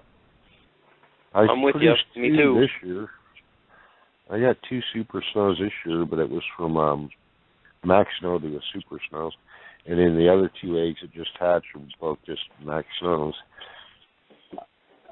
And I haven't produced a super snow yet. No, I think nope, I did. Really? I did 2 or 3. But I got most of my Mac to Mac pairings. Yeah, most of my Mac to Mac pairings and stuff are going to be hatching in the next. First clutch is, or the second clutch rather, is due in I think like 4 or 5 days, and then from then it's going to be like pretty much like every other 7 to 10 days or so I should have one of those clutches hatched. So we'll I hope you hit the odds. You know. Yeah, I don't know what I don't know what odds I want to hit, but go ahead, Jeff. What I've been doing. Whatever odds it is, I hope you hit them. Yeah, it's like I don't know if I want to produce super snows, because like the super snows, I think I showed pictures with like the granity, heavily speckled super snows. I'd love to produce some more of those because I was dumb and sold them all last year. But then again, I don't want to produce all super snows because my end result is to try and make a snow that's not as yellow as super snows, or regular Max snows tend to obviously yellow out quite a bit. Cross into pistachios. That's what my main male is. He has pistachio in him, so. Yeah, no, they tend to do really good. Yeah, and they're more of a pastel yellow and lavender, so we'll see. But like I said, the super snows, it wouldn't hurt my feelings if I produced a bunch of those. Yeah, people like those. Yep. I'm starting off with some super snows. Yeah. I got some from friends of mine. They hit good odds last season and produced nearly 100% super snows from their snow to snow pairing. So. Wow. Really? You know what? Yeah, it was pretty. I think if it was like a I think with that is like, okay, this first 2 that I got were super snows, from Max Snow to super snow. Now the second 2 are just Max Snows. I think from those 2, if I put them back to the Max Snow, I bet I hit better odds with the super snows. I don't know if it lines up that way or what, but that's a cool way of thinking of it. Like, seeing if playing around with something like that works. I mean, from clutch to clutch, if you produce, I might have to remember that. And and I think because I don't know, it's a codom trait, but I think I want to say carry it thicker. Yeah, and I mean, let's be realistic. I mean, most of us, or pretty much all of us, none of us are geneticists for the most part, but I mean, all of this stuff is still sort of a mystery to all of us, which is the cool part about it. There's so much variability and stuff that we don't know. Yeah, well, if you look into biology and you read genetics, it's and then you read the hobby side of it, and like we're way out there left field. yeah, exactly. Nothing's true to, from the terminology all the way down, right? Oh God, yeah, it's a mess. But we definitely do not stick to. And I can see that. But from my plant background and horticulture background, like incomplete dominance and all of that, it's like, wait a minute. And then I start reading about gecko genetics and I go, wait, that's what? I didn't understand that before. It was hard to grasp before. And then I started seeing the hobby side of it, and I go, wait a minute, who's wrong here? And then, like I said, you got people that are like super purist about certain things, and like, but we're not even using terms right, and like, I don't know. It's fun. It's fun stuff. It's fun. We'll just keep it fun. Yeah. It's funny that you mentioned that, because wasn't there a dude in one of the forums that went off on the gecko community because we weren't using incomplete dominance and all this other, like, he went off on all of it. And I'm like, look, dude, I'm a dummy, so I need to keep things simple. And like when you start that throwing class on occasion during high school, so like I'm trying to get all of that stuff back. I just was like, wow, that guy is like fully like pissed off at us all for not using the right term. He had a valid point about the terminology. He just kind of went off the deep end as far as how he was too intense. I mean, there's a way to approach people about certain things, like, hey, we kind of, maybe you guys should take a look at reconditioning your mind to think this way versus saying you're all idiots and you guys don't even understand, and this is what you're really working with. You should at least know that, and you should have all your animals taken from you, like you. Oh God. Yeah, he was like, he was gone. He went way out there. And I was thinking, okay, whatever, man. I might have pushed it. I probably would have pushed his buttons and stuff just because he was like that. Totally. Yeah, you would have set him off more. And just like a snide joking comment or something, he would have went off the deep end. Yep. Find out some guy hung himself up without a gecko forum somewhere or something. This guy seemed more like he'd be the dude up in the bell tower waiting for us all to show up at a show or something. I was going to say, he's the one that had the note on your windshield saying, "I'm watching you." Exactly. We'd all find notes on our cars when we came back. Like, I know where you live. Like, oh crap. I know what you did last summer. Well, we are reptile. We are reptile breeders, so there are some oddities that float around. So a bit of a subculture type. Most of us are normal people, but. We want to do it for fun and have a good time doing it, and then you got that dude that's all serious about it. It's like, man, have some fun, lighten up a little bit, laugh. Take a deep breath. Enjoy the fact that you know all that stuff and we don't. I don't know. Revel in your glory. Have like a YouTube seminar or something. Yeah, no kidding. Sell You're so smart about it. Write a book. Help us out here.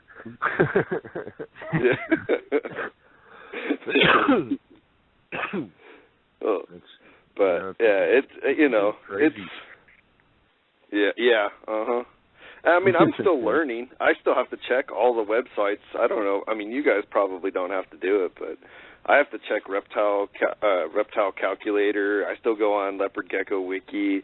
I still reference Ron's books. I ask Morgan a crap ton of questions. I ask Jeff. I pester his ass in the morning all the time. I think there's really very few people out there that have everything as far as genetics and stuff, what you would consider like down pat. There's very few people out there because everything is still evolving so much. So it's like you're constantly having to evolve with it and learn new things. And that's what keeps it fun, though. The Exactly. thing is, with that, you don't get 100% of whatever you breed. You get a little bit of this and a little bit of that. Oh, and the pattern's different here. Oh, look at the eyes are different there. Oh, look, the eyes and the pattern. You know, you're going to get a little bit of everything. Yeah. I guess life is look, I didn't even mean to produce that. You know, I like those ones where you're like, ooh, I didn't even mean to produce that. Sweet. Where did that come from? Exactly. You know, the happy surprises. I mean, not something where you're like, oh yeah, I got a no het, and then all of a sudden an albino pops out, and you're like, kind of, you know, surprise. Yeah. But you know, happy surprise where patterns start looking really cool to you, and you're like, oh, wow, from those geckos? No way. And you can reproduce it. Patterns are hard to reproduce. It's almost like every year most breeders, like you'll have like your agenda, like what you want to try and produce, what your goals are, and then at the end of that season, majority of people at least have one or two things that kind of start deviating from what their original plan was. Like, well, I like the look of this better, only so I'm gonna. Well, I'm all over the place. Yeah, I didn't know we were talking about me because I thought we were just talking in general. Yeah, I understand. Oh man, yep. You know, like I have some of the coolest pattern geckos. Yeah, some of the coolest patterns I have from this season so far, unfortunately, are mutts, because the snow albino that I was told was Tremper turned out not to be Tremper when bred to a raptor. So I'm like, that sucks, because almost all of them kind of hatched out with really cool patterning, really weird, different patterning. You know, one of the geckos looked like he has a TIE fighter from Star Wars on his back or something. It was really cool looking, and you know, it's a mutt now. It's at least 50% het raptor, or you know, that I know of. I don't know. I don't know what the other half is, so I'm just going to sell them as pets only. Yeah, and then being a smaller hobbyist, a smaller breeder, it's like, do you want to invest the time and the space to see where that leads, or try to prove out different things and test breeding and stuff like that, or just cut your losses and say it's a cool pet gecko and go that route, which I've done. And and the other thing I worry about is now I take it to the female to my rainwater male, and that doesn't produce any albinos. Okay, great. Now I know it's a Bell albino female, but at the same time, I just produced, you know, a lot of mutts, because Jeff and I had this discussion. Do you incubate the eggs after the first clutch hatches out non-albino, or do you just pop them? You know, and then again, do you want the answer that everybody wants to give you, or do you want the true answer is the question? Because there's a lot of things that go on that people don't talk about in public, as far as like culling and stuff like that, and what you do with the babies and things. I'd probably dump the project.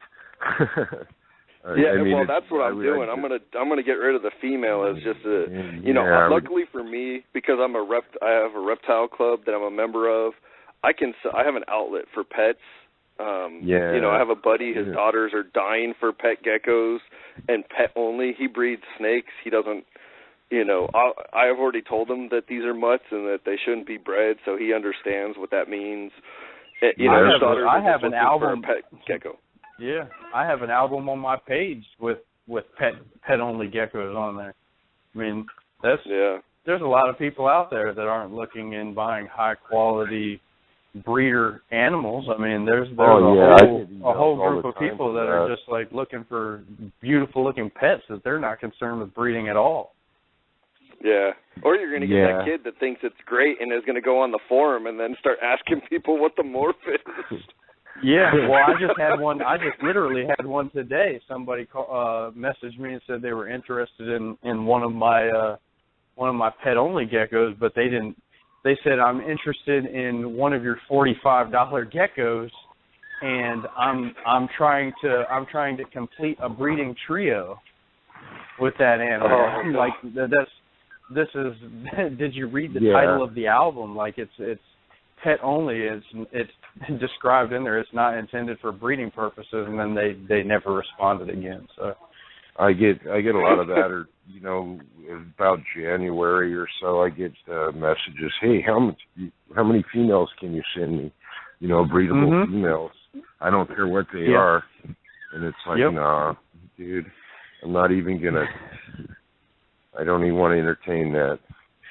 Yeah, there's a lot of people out there that see those and they think that's their ticket. They're going to buy a whole lot of these $30 to $50 animals. They're going to breed them. They're going to make money. Well, yeah, and then they'll come up with some garbage, and I say, well, I got the female from Jeff, and it's like, wait a minute. Yep. Yeah. If you're going to make a ton of money on gecko breeding, let me write a how-to or like a book for dummies, because if I break even or something like that in the season, I'm walking tall, chest out, and everything. Like, my hobby can continue because I'm just trying to keep it alive, man. That's the goal. Because I sure would like to stop working 60 hours a week in the summertime doing heat and air conditioning to breed some geckos. I turned my whole house into racks if I could do that. Yeah. Yeah, we'd all like to be able to do that, but But like then again, I agree I'm with Jeff. Go ahead. Well, I just agree with Jeff. I'm just trying to make it last, man. Yeah. Get on to the next year. Yeah, exactly. If I don't have to sell off my entire or half of my collection or my entire collection, I'm doing well. Yeah, absolutely. And like I said, in some cases, I see like people like the larger breeders where it's so time consuming, like cleaning and doing everything. It's like I would just be worried about having such a huge collection and having it as your business, your sole business, that sometimes it would be stressful, and it would almost, I would be scared that it would lose its excitement, and the fun aspect of it wouldn't be there as much as like it is now with a hobby, where you're banking on, I need this to produce in order to sustain a line, or in order to, I got to produce X amount of animals at this price in order to keep the lights on in my facility and stuff like that. Like, that's like a whole lot of stress. Always worried about the bottom line, Yeah. I like it now. Some people thrive on that, though. For that. Yeah. Hey guys,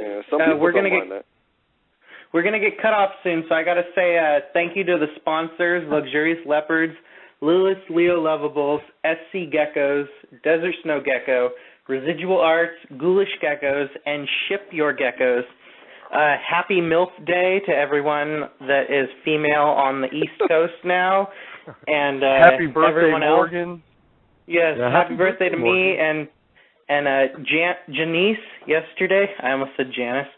Hatchling of the Year and Audit of the Year on Late Night Leo's Facebook page. Don't forget to post your animals. We're at 5,959 archives today, so that's over